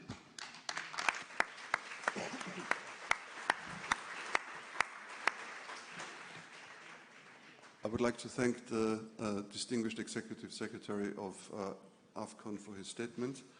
We have now heard the last speaker in the general exchange of views. May I take it that it's the wish of the meeting to conclude its consideration of agenda item 10? It is so decided. We will now move to agenda item... The interpreters are about to leave. What?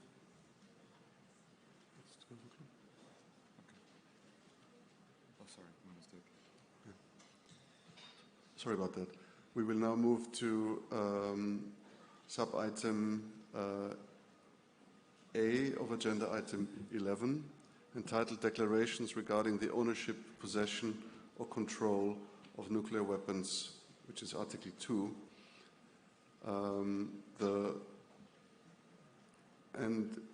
It's the item of... I messed this up, I start again. The meeting will now consider sub-item A, entitled Declarations Regarding the Ownership, Possession or Control of Nuclear Weapons, of agenda item 11, entitled Consideration of the Status and Operation of the Treaty and Other Matters Important for Achieving the Objectives and Purposes of the Treaty. I wanted to remind delegations and ask delegations for the all interventions related to item 11 that we are going to deal with now to inscribe themselves at the Secretariat at the speakers list if they wish to speak.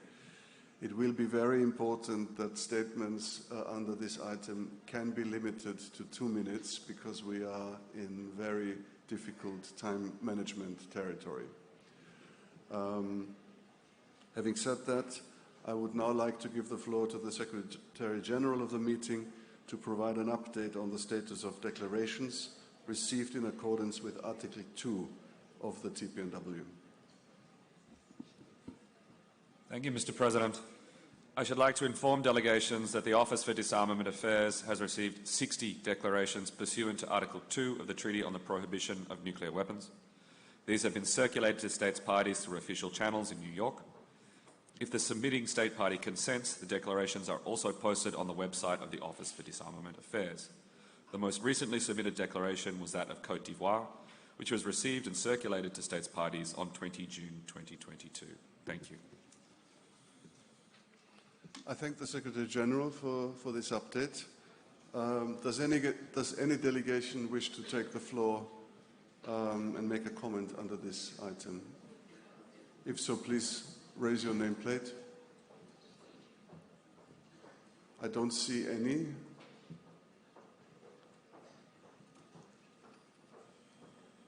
May I take it that we can conclude the consideration of sub-item A of agenda item 11? It is so decided. Thank you. We've just saved a bit of time. The meeting will now consider sub-item B entitled Universality, which is Article 12, of agenda item 11 entitled Consideration of the Status and Operation of the Treaty and other matters important for achieving the objective and purpose of the treaty. Delegations have before them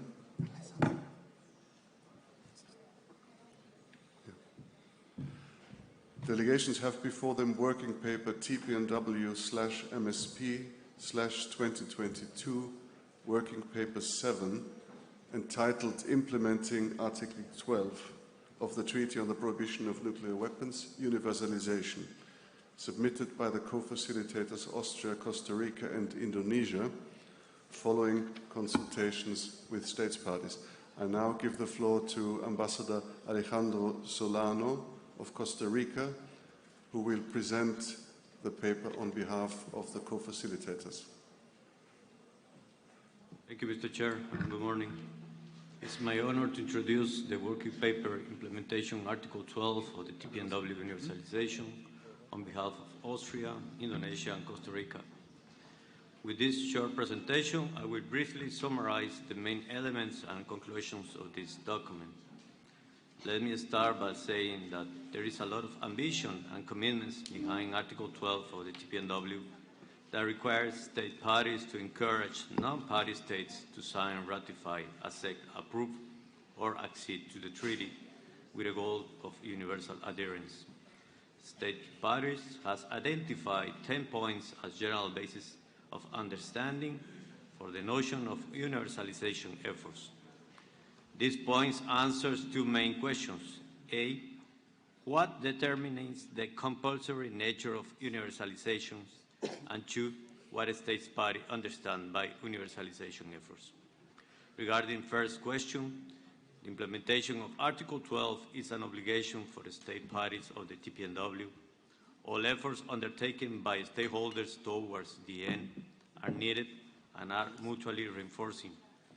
The TPNW answers to the obligation under Article 6 of the Non-Proliferation Treaty, NPT, to pursue effective measures for nuclear disarmament. Regarding question B, these efforts should be understood broadly encompassing adhesions, but also promoting of all the underlying rationale of the treaty, which is the total elimination of nuclear weapons due to their inherent risk and catastrophic humanitarian consequences. Universalization is a strategy. Maximize the authority of the treaty's core norm and principles in international politics and underscore the delegitimation of nuclear weapons and nuclear deterrence as tools for national security. Universalization is a path to change the debate on nuclear weapons through education, agenda setting, advocacy, consultation, and capacity building. Another issue discussed is the proposal by state parties to consider building their universalization effort on highlighting TPNW's core norms and principles from different levels of engagements. State parties have recognized 3 tracks of work for the implementation of Article 12. A, preliminary engagement with states not yet party in the treaty. The document presents a non-exhaustive list of possible actions to engage with non-party states. The list includes, but not limited to, conducting political level outreach both in national capacity as well as in regional and cross-regional forums, sharing the best practices and providing technical support for the ratification process, supporting relevant resolutions before the UN General Assembly, promoting the underlying rationale of the treaty and encouraging a dialogue with the view, sorry, I have some technical problem, to promoting and strengthening the norm against nuclear weapons. B, working group or informal contact group.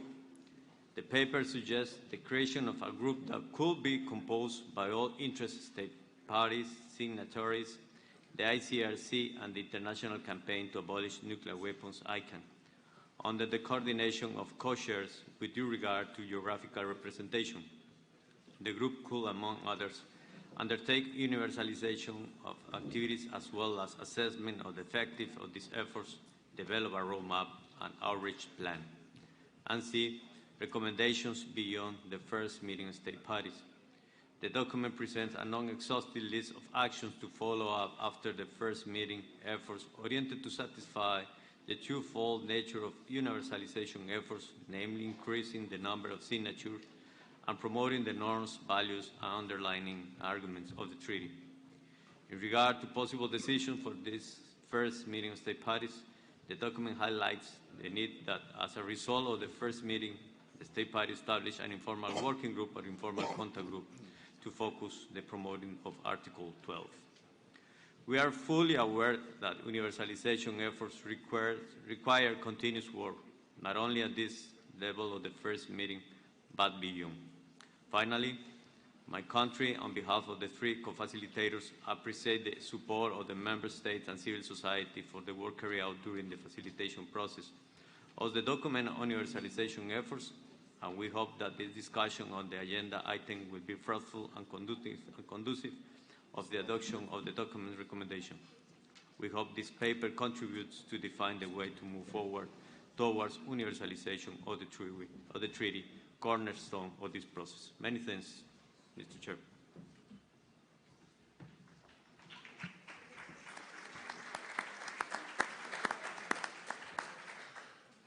I would like to thank Ambassador Solano for his presentation on behalf of the co-facilitators. I would now like to give the floor to the distinguished representative of Fiji and would like to ask all speakers, because we have quite an interest in this agenda item, to really try to limit the interventions to 2 minutes, as I said before. Fiji, you have the floor. Thank you, Mr. President. Mr. President, once again, I wish to acknowledge through you the work of the co-facilitators for presenting the results of their consultation process on this very important topic on universalization. My comments will be very brief and limited to a few parts of the recommendations that they have made, Mr. Speaker. So first on the Mr. President, sir.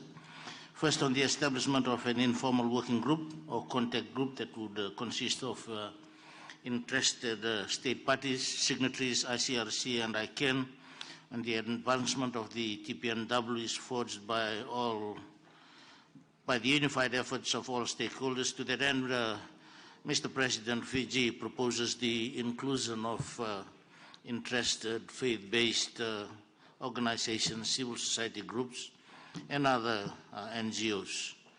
In line with the co-facilitators' recommendations, Mr. President, Fiji, together with our partners from New Zealand, will continue to call on all Pacific states that have not yet signed and ratified the treaty. And Fiji will do more than this. We will reach out through both ministerial and diplomatic channels of communications to highlight and stress the importance of universalization of the TPNW in the Pacific region. We have done it before, Mr. President, in the Rarotonga Treaty on the establishment of the South Pacific nuclear-free zone, and we can definitely do it again for TPNW. The Pacific states share the same values and customs, and more broadly, we identify as a Pacific Vuvale or family, and the families protect each other. Having said that, I reiterate my call to the remaining Pacific Blue states to protect your own by signing and ratifying the TPNW. Fiji agrees, Mr. President, that we must continue to hold dialogues with states that, for the moment, remain committed to nuclear weapons. It is critical that we work with them so that they can see things from our perspective and understand our plight, that the grave humanitarian and environmental impacts of nuclear weapons use is not a security reasoning, but rather, as stated by my Honorable Prime Minister, these nations using the apocalypse as a bargaining chip. In summary, Fiji fully supports the co-facilitator's presentation. I thank you, Mr. President.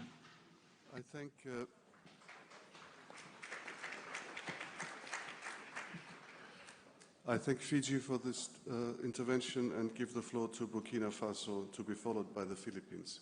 Burkina Faso, please.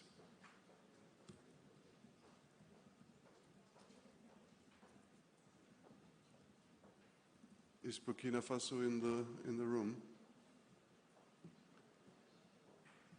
Then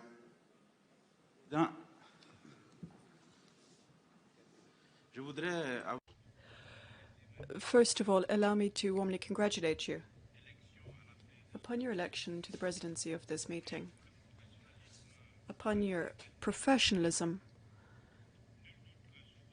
Undoubtedly, as a result of your clear-sighted leadership, we will be able to take steps forward with a view to the implementation of the provision of the treaties and in the universalization of the treaty.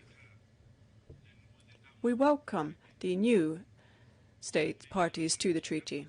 President, Burkina Faso attaches particular importance to multilateral efforts made in the sphere of disarmament. Nuclear weapons pose a threat to the survival of humankind, given the numerous humanitarian consequences that they have. And here we pay testimony to what we have heard at this meeting from survivors and the views expressed by almost all related to the humanitarian impact of nuclear weapons, the meeting that was held on the 20th of June just now by the Austrian government. And that is why we welcome the adoption of the TPNW in 2017, which enables us to work towards the prohibition of nuclear weapons, at the same time finalizing disarmament architecture. Our support, President, for the TPNW is unstinting. In 2015 and 2016, we were among the 127 states who signed a humanitarian pledge to cooperate in efforts geared towards stigmatizing, prohibiting, and eliminating nuclear weapons. As part of that initiative, in 2016, we voted in support of the United Nations General Assembly meeting establishing the formal mandate for states to launch negotiations for a legally binding instrument to prohibit nuclear weapons with a view to achieving their total elimination. You will equally recall that in 2017, we pledged our commitment to the TPNW negotiations in New York and were among the 120 states that voted in support of its adoption. Since 2018, we have promoted the universalization of the TPNW systematically, voting in support of the annual United Nations General Assembly resolution calling upon all states to sign, ratify, or adhere to the treaty as promptly as possible. In September last year, my country welcomed the entry into force of the TPNW as a triumph for all peoples worldwide and a significant event in the history of humankind. And so, President, this attests to the importance that we attach to this treaty. We have committed to the negotiation process. We welcomed the adoption. We welcomed its entry into force and have appealed and continue to appeal to other member states to adhere to this treaty. We commit ourselves to implementing all necessary provisions for its adherence. As such, we welcome this encounter as an opportunity enabling us to take further steps in the right direction. Thank you very much.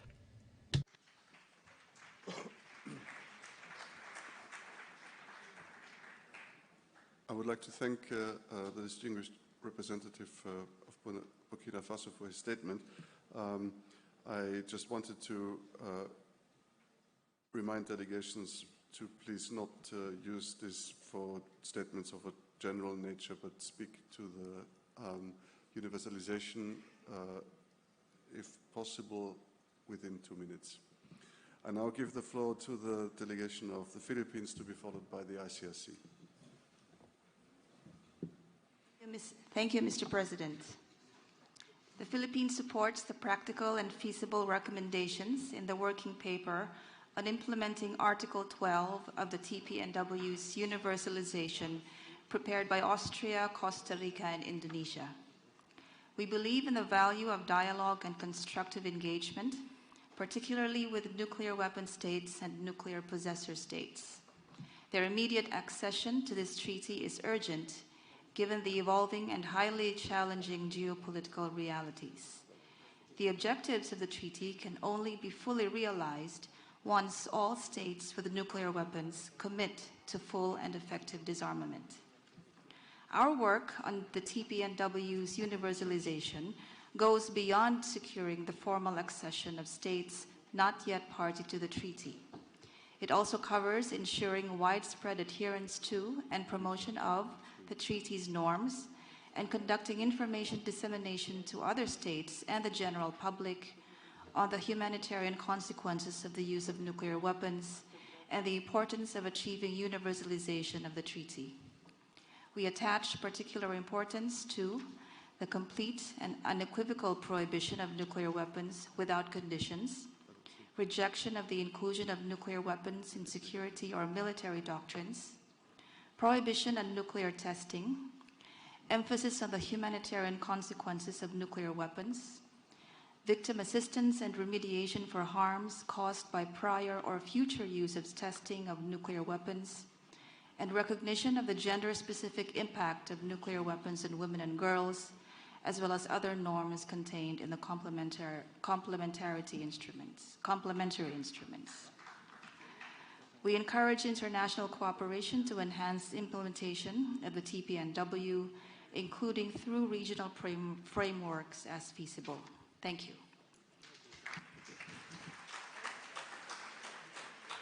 I thank the Philippines for this statement. I now call on the ICRC, to be followed by Mozambique. Distinguished colleagues, ladies and gentlemen, this is an abridged version of the statement. The extraordinary challenges of the past several months are of direct relevance for the urgent need for nuclear disarmament and for universalization of the TPNW. We all must continue to make all possible efforts to achieve progress, not despite the current challenging international security environment, but because of it. Why is the universalization of the TPNW so important? Nuclear disarmament is a humanitarian imperative. The TPNW provides a viable pathway to the elimination of nuclear weapons. Working toward this universalization is a treaty obligation. As mentioned in the action plan, universalization efforts should be understood broadly, including in promoting the underlying rationale of the total elimination of nuclear weapons due to their inherent risk and catastrophic humanitarian consequences. The ICRC fully subscribes to this broad understanding of universalization effort and support this approach. The ICRC has submitted a working paper to the MSP encouraging states to adopt such an action plan and implement it faithfully. In particular, we recommend that states identify short and long-term action and objectives toward the universalization of the TPNW, including not but limited to steps to increase its membership and to strengthen its relevance in other nuclear disarmament and non-proliferation forums and debates.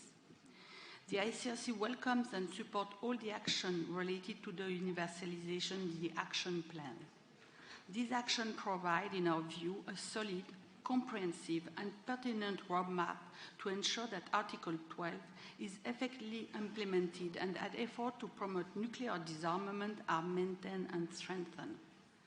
We are already contributing to many of these actions and stand ready to support states parties in implementing them moving ahead. More specifically, the ICRC is working actively with the international movement of the Red Cross and Red Crescent, state, civil society, ICANN, to promote Article 12. We are organizing regional meetings and other outreach activities around the globe and around the clock. For instance, in Africa, we collaborate closely on TPNW universalization with the African Union in the framework of its Silencing the Gun initiative. This afternoon, the movement of the Red Cross and Red Crescent Society will adopt an ambitious new resolution on nuclear weapons at the Council of Delegates in Geneva. The resolution and its annex action plan build upon the results achieved since 2011 and provides a framework for sustained movement action toward the elimination of nuclear weapons in the next 6 years. Crucially, the movement new action plan seeks to promote all state adherence to and full implementation of the TPNW and other nuclear disarmament and non-proliferation instruments. The ICRC acknowledges and welcomes steps taken by states at the national level to enable their adherence to the treaty. We stand ready to support this effort. The ICRC advisory services on IHL in Geneva, our delegation in capitals around the world, as well as our delegation to the UN in New York, offer their technical assistance to states in support of the adherence and implementation of the treaty. The ICRC and the broader movement will pursue with determination its endeavor towards the universalization of the TPNW and will continue promoting steadfastly the total elimination of nuclear weapons. Thank you. I thank the ICRC for this statement. I now give the floor to Mozambique, to be followed by Malaysia. Thank you, Mr. President. As it our first time that we are taking the floor, we would like to congratulate you, Mr. President, for your election to preside the first meeting of the state parts of the TPNW. We commend you, Mr. President, and the members of your board for the excellent manner in which you are conducting the works of this meeting. Mozambique reiterates its commitment to the goal of the treaty of the prohibition of nuclear weapons, of nuclear weapon-free world. It's regular, we consider the universalization of TPNW as one of the ways to guarantee its effective implementation. We would like to use this opportunity to congratulate Cabo Verde, Timor-Leste, and Grenada for the efforts made to ratifying the TPNW on 20 June 2022.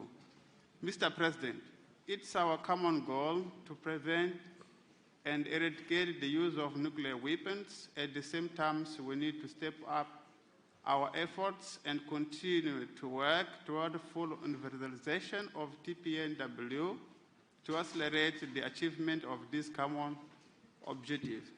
Mozambique signed the TPNW in August 2020. Currently, internal procedures are underway in my country, which view ratifying this instrument as quickly as possible. To conclude, we reiterate the call of all UN member states to accelerate their internal process to sign, ratify, and accede to TPNW. Thank you, Mr. President.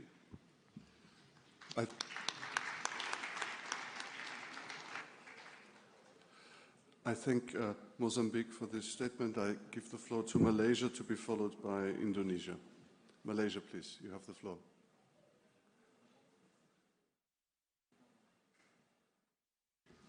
Mr. President, at the outset, my delegation would like to thank the co-facilitators Austria, Costa Rica, and Indonesia for their work on this important working paper. Malaysia also takes this opportunity to congratulate states parties that have just joined the treaty, especially Cabo Verde, Grenada, and Timor-Leste in becoming states parties to the treaty. Mr. President, The journey to this inaugural meeting of states parties to the TPNW has depended very much on sustained commitment and action. In 2016, the first committee voted to commence negotiations on a legally binding instrument to prohibit nuclear weapons. In 2017, the TPNW was adopted and opened for signature, and in 2021, the treaty came into effect. And now finally, in 2022, we are gathered here in Vienna for the 1MSP. This precious achievement is not the pinnacle, but part of the journey, and while the treaty has entered into force, we will require the same overarching spirit and commitment to achieve the treaty's universalization. We should be spurred on by the conviction that every additional state that becomes a party to the treaty strengthens the treaty's norms and principles towards delegitimizing nuclear weapons and nuclear deterrence. Mr. President, allow me to highlight a number of occasions on which Malaysia has lent our voice towards the advocacy of this treaty. Since 2018, Malaysia has supported the UN General Assembly resolution that calls upon all states to sign, ratify, or accede to the treaty at the earliest possible date. In September 2021, the Foreign Minister of Malaysia, in welcoming the entry into force of the TPNW in his speech to the UN General Assembly, highlighted that the treaty further strengthens the global norm that nuclear weapons are unacceptable, and that the outlawing of nuclear weapons contributes towards international peace and security. Subsequently, Malaysia called on all states to join the TPNW as a manifestation of their commitment towards nuclear disarmament and non-proliferation. And more importantly, for a safer and secure world at the First Committee of the UN General Assembly in October 2021. Mr. President, we firmly believe advocacy towards universalization needs to be far-reaching and inclusive. It needs to be multi-pronged and targeted not only at states but also to the general public, especially the youth. Peace and disarmament education targeted at the public would raise awareness that in turn encourages states parties to be accountable in their adherence to the treaty. Just as importantly, public awareness may create impetus for states not party to the treaty to move towards ratification. As part of our advocacy work, my delegation stands ready to share the knowledge and experience we gained from our efforts towards ratification, including through participation in workshops and seminars. We're also ready to engage in active cooperation with relevant partners, including the UN Regional Centers for Peace and Disarmament and international organizations such as the ICRC and others. In fact, we are currently working together with ICRC in Malaysia to hold a roundtable session in August this year entitled TPNW and Malaysia, Humanitarian and Multidisciplinary Approaches to Post-Ratification. In closing, Mr. President, my delegation reiterates our commitment and readiness to contribute actively towards the universalization efforts. Thank you. Thank you.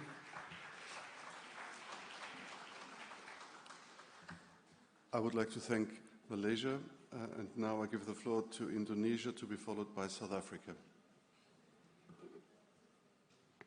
Thank you, Mr. President. I will be very brief. Let me join others in thanking Costa Rica for its presentation and for its efforts in facilitating the consultation process of this paper. As co-facilitator, my delegation indeed have the pleasure to support the process since last year and to enjoy a very good collaboration with Costa Rica and Austria in developing and finalizing this paper. On this occasion, we would like to also express our thanks to all delegations here in the room that have provided their valuable inputs and intervention in the working paper. Mr. President, along with this paper, we also see the importance to develop different approach towards states currently outside the treaty. And to increase membership, we fully share the necessity to using all available avenues to encourage ratification or accession by state not party and their participation in the work of this treaty. And indeed, we are encouraged by the support of delegation to promoting universalization efforts, especially through engagement with other relevant partners and mechanisms. Mr. President, let me assure that you can count on my country's support in any future efforts needed to achieve the universality of this treaty. Thank you, Mr. President.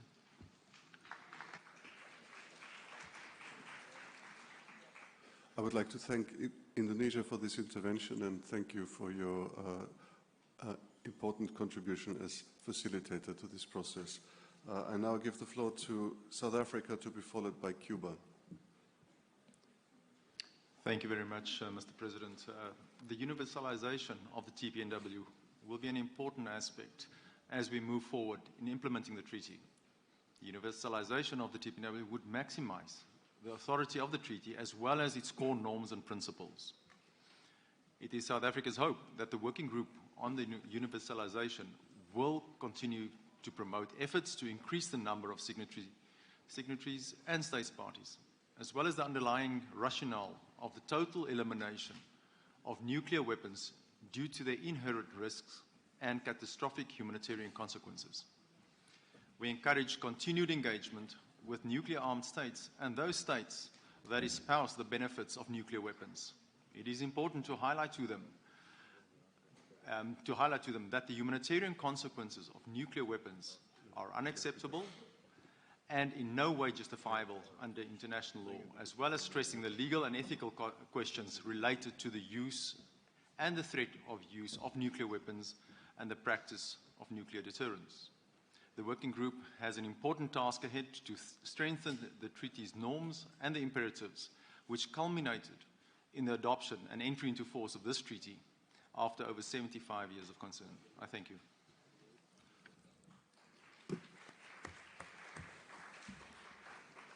I would like to thank South Africa and now give the floor to Cuba to be followed by Venezuela. Cuba, please, you have the floor. Muchas gracias. Thank you very much, President. At the outset, I'd like to begin by conveying to you the appreciation and thanks of the Cuban delegation, to Austria, Costa Rica and Indonesia, two facilitators of the working paper on universalization of the treaty. In the opinion of the Cuban delegation, we have achieved an important number of actions in this document which will allow us, we hope, to move at speeds towards the universalization of the treaty over the next few years. The promotion of universalization is one of the objectives of the treaty, and it requires ongoing and sustained efforts. Every new state acceding to the treaty represents a new step forward towards the elimination of nuclear weapons and the doctrines of nuclear deterrence. The Cuban delegation would like to support some specific actions when it comes to universalization. We could develop them over the rest of 2022. We're not going to present an exhaustive list of actions, but we'd like to mention some examples of actions which could be considered by states to be carried out between June and December of this year, 2022. 1. We would suggest that on the anniversary of the Hiroshima and Nagasaki bombings in August, we could issue national declarations on the occasion, including in these declarations calls for accession to the TPNW. 2. On the occasion of the NPT Review Conference, which will be held, as we're all aware, in August next in the city of New York, we should include references to the TPNW in our national statements. 3. We should capitalize on the celebration of the International Day for the Elimination of Nuclear Weapons, which we're going to commemorate as every year on the 26th of September, as we do every year. We could issue a delegation on behalf of the states party to the TPNW. Fourthly, we could capitalize on the general debate during the high-level segment of the United Nations General Assembly in New York, which will begin on the 20th of September next. And we could include in the interventions of our heads of state and government, our prime ministers and other heads of delegation, We could include mentions to the TPNW and the importance of its universalization. 5, we would propose that in those years in which biennial meetings of the States Party do not take place, we should at least organize an informal meeting at the United Nations headquarters in New York with the participation of representatives of States Party to the TPNW in September, taking the opportunity of the mass presence during these dates of our delegations ready to participate in the high-level segment of the United Nations General Assembly. 7, we would propose working to ensure that the draft resolution, which is submitted on an annual basis, and it will be presented in the first commission in October of this year, be co-sponsored by all of the states parties, including by all states party to the treaty. This would send a clear political signal of unity and of solid support for our treaty. In order to achieve this, of course, and to maintain the unity of the co-sponsors, it would be important to keep this resolution away from controversial issues. And it would be important to include in the resolution at least one paragraph referring to and calling for states which have not yet done so to become states parties to the TPNW as soon as possible. These, President, are some examples or ideas which I'm submitting for your consideration and for the consideration of all states parties. Cuba also believes it's important that as part of our universalization efforts, we should always try and avoid seeing those states who are outside of the treaty and have made critical public statements about the treaty, questioning its utility or even presenting it as a threat to the non-proliferation regime. We could always try and avoid these kind of critical public announcements going without any response from the state signatories to the TPNW. Cuba supports the creation of a working group responsible for coordinating and carrying out the universalization tasks during the intersessional period. It is very important for them to have full access to be provided to all states parties to these meetings. This includes access to virtual meetings. We believe that it is up to states parties and not to co-facilitators on a unilateral basis to decide on what other actors, in addition to states parties, should be included, whose participation should be facilitated in this working group on universalization. And contributions will always be welcome from those state signatories who are interested in efforts to promote universalization. We're certain that this is a responsibility which lies fundamentally with states parties. Finally, we support the inclusion of the goals and tasks associated with universalization of the TPNW in the plan of action that is going to be adopted by this first MSP. Thank you very much.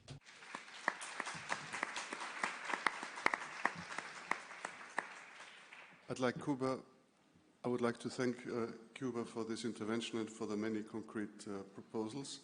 I give the floor now to Venezuela, to be followed by Ecuador. Thank you very much, Chair, President. We would like to thank the co-facilitators of Austria, Costa Rica, and Indonesia for their preparation of the working paper on this significant matter, as well as for the recommendations contained therein. President, my delegation supports all actions that can be undertaken by our countries, as well as by the international community, generally speaking, in order to promote adherence of more states to this treaty. We believe that each of us bears the responsibility for sharing knowledge of the terrible consequences of the use of nuclear weapons, and therefore to draw attention in the various international and national contexts to the importance of this treaty and of countries' adherence to this. That is why we must make universalization of the treaty a priority for our states. We agree with what is reflected in the working paper, indicating that efforts towards universalization should focus on two aspects: increasing the number of signatures and ratifications through coordinated national efforts, as well as participating actively in the promotion of norms, standards, and underlying arguments supporting the treaty regarding the humanitarian consequences and the risks that these weapons pose. President, as has been said earlier, the aim of the elimination of nuclear weapons is a political and moral imperative that all member states of the United Nations should be committed to, include in particular nuclear weapon states. That is why it is important to continue underscoring the appeal made to those states that have not yet done so to adhere to this treaty, with a view to achieving universalization, in particular the adherence of nuclear weapons states, while at the same time equally adherence of all states to this treaty as part of moral recognition of the fact that nuclear weapons must be eliminated given the potential damage that they pose to humankind and to the planet. We encourage all states and all members of civil society to work jointly in order to once and for all achieve the complete elimination of nuclear weapons. Thank you.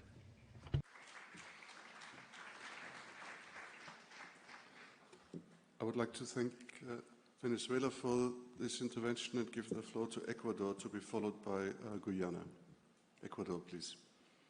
Gracias, señor. Thank you, President. Ecuador would like to thank the co-facilitators, and we would like to support the conclusions that they have proposed to us in the document. Ecuador would like to be an active party to this process, and you can count on our support. The delegation of Ecuador would like to underscore one topic which we believe is crucial. The universalization has to be a process which goes beyond formal accession. That means not just increasing the number of signatures and ratifications. We believe that there is a need, in our view, to broaden the knowledge of the treaty to all people, independent of the situation in each one of our countries. We believe that the strength of our treaty lies in the way in which we reach the hearts and minds of all people. That is what is going to give us the strength to continue onwards. And so we believe that education is going to play a crucial role in this process. We would like there to be an important link to civil society and youth. We also believe that local governance can play an important role in this process. And of course, President, we would also like a gender perspective to be incorporated in everything that is done on this topic. And finally, and for the sake of time, sir, we fully agree with the specific short-term actions which were mentioned by the delegation of Cuba, and I think that we can undertake those over the next few months. Thank you very much.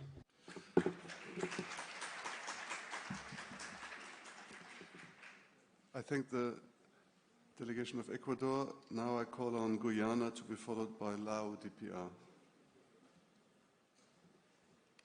Thank you, Mr. Chair. And let me just thank Austria, Costa Rica, and Indonesia for their submission of this consultation paper. Chair, I just want to underscore 3 points. First, the importance of providing technical support to states in need to advance ratification of the treaty, example through workshops and seminars. Guyana believes that these are key to clarifying provisions of the TPNW and the steps necessary to ensure their implementation. Chair, I just want to provide a very practical example. In 2019 June, a regional forum on the TPNW was hosted by Guyana, and it brought together experts from the Caribbean community. and concluded with a statement that expressed strong support for achieving the swift entry into force of the treaty. Following that meeting, 3 states from the Caribbean community ratified the treaty, and so that underscores the importance of these kinds of outreaches. I want to also say that we express support for all of the recommendations and for the decision to establish the working group, and to make one suggestion that perhaps we should do the matching of states in need of technical guidance vis-à-vis the promoting of the treaty's universalization with states or entities that are in a position to provide that sort of technical guidance. And that should be considered part of the mandate of the working group. Finally, Chair, rest assured of Guyana's full support and of our efforts to promote the universalization. Thank you very much for the statement. And now I give the floor to Lao DPR, to be followed by Bolivia. Mr. President, Excellencies, distinguished delegates, the Lao PDR view the universalization of the TPNW as key towards achieving our collective efforts to eliminate nuclear weapons. While the political commitment is the institutional approach, we also witness that the approaches engagement with the emphasis on domestic parliamentary, public-private sectors, and youth involvement in this field can also plays an important role in fast-tracking the political agenda while promoting the risk and catastrophic humanitarian consequences. Mr. President, the Lao PDR welcomes proposal working papers drawn out by fellow member states, which contains many great ideas and practical measures for the implementation of the TPNW. The Lao PDR fully supports the idea of an inclusive working group or contact group to engage and facilitate states and relevant stakeholders in strengthening the treaty implementation process. The Lao PDR believes that the TPNW complements other disarmament instruments, particularly the Nuclear Weapon-Free Zone, NPT, CTBT, and IAEA safeguard systems. In this connection, in our national capacity, we will continue to engage with our stakeholders under the disarmament regime in promoting the necessity and urgency of the TPNW to further support its universalization. More importantly, Lao PD are convinced that the consistent awareness raising and increased disarmament education is vital in order to achieve the positive narrative of the TPNW as the humanitarian instruments of the disarmament architecture. On my final note, I would like to call on states and people of all states to support, sign, and ratify the TPNW. I thank you.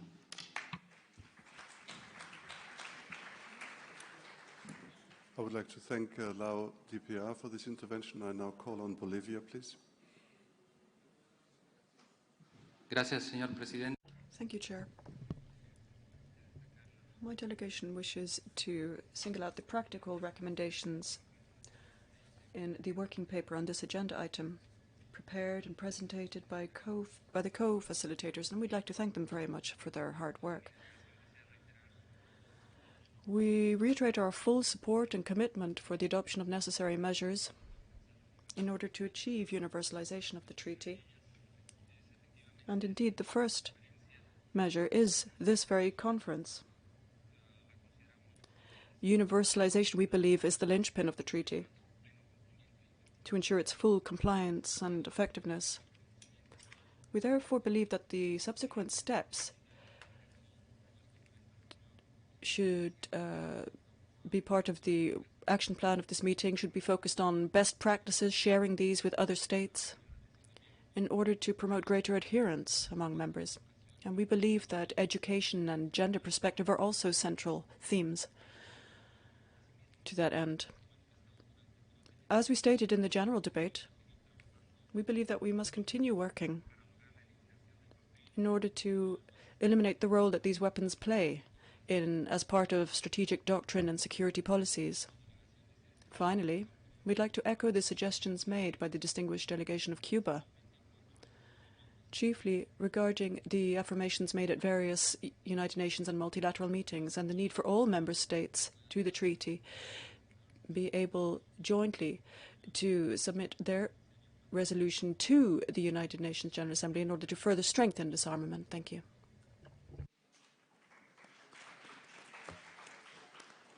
I'd like to thank Bolivia for this intervention. I now call on ICANN.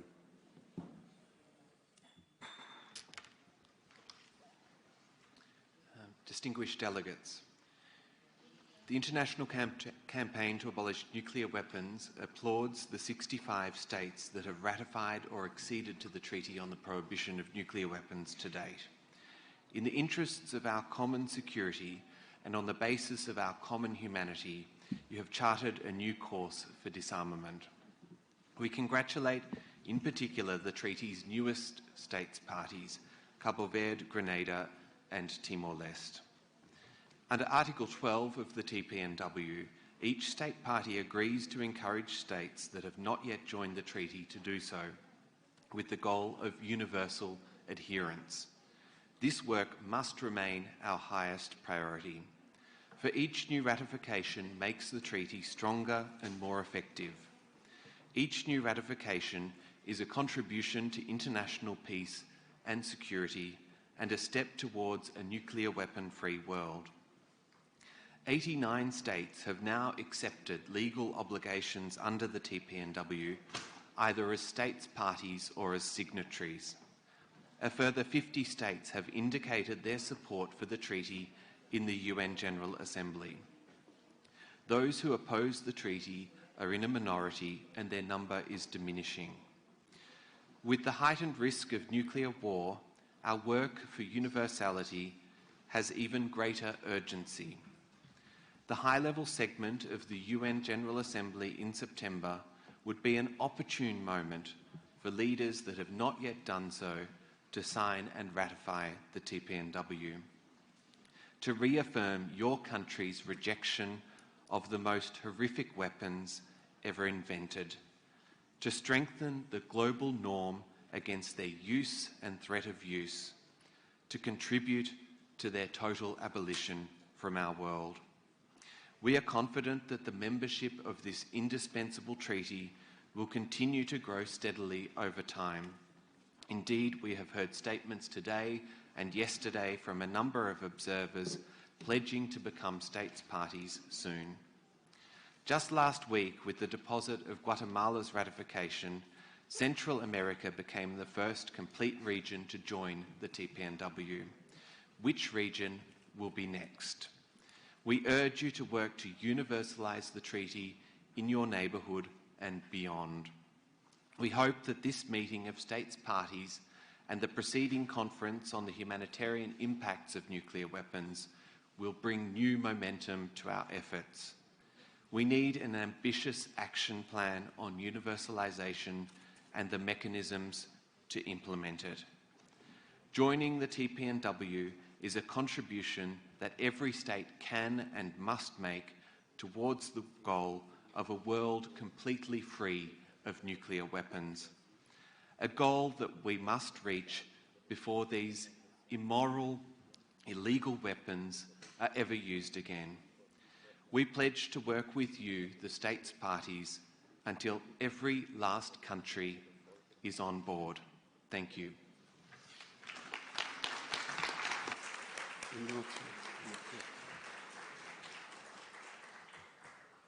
I thank ICANN for this statement. I now call on Guatemala.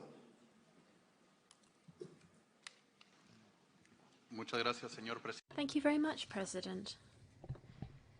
I would like to thank the delegations of Costa Rica, Austria and Indonesia for preparing the document that we are considering under this agenda item. My delegation is completely committed to the treaty.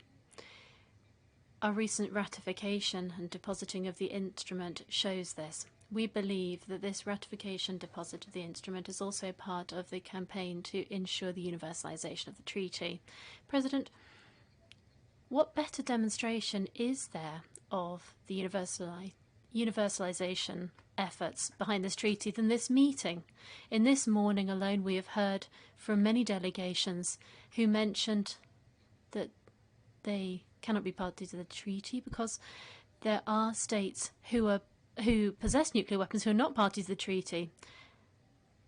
This is the information that we're hearing at this meeting, and it is the clamour of the international community and humanity to prohibit nuclear weapons. President, we've also carefully listened to many delegations who talked about the CTBT. The question that we have is, how can we seek the prohibition of a nuclear weapon, the testing of nuclear weapons, if we're not to ban nuclear weapons? In this regard, therefore, we would like to call on all states who are not parties to the treaty. And once again, we welcome the fact that that Guatemala, within a few days, will become a full member of this treaty, since 90 days will have passed since the deposit of its instrument ratification. President, like other delegations, we believe that education and outreach and dissemination of information through all possible means is crucial to achieve universalization. There's also a need to have active participation of the civil society, academia, and the press.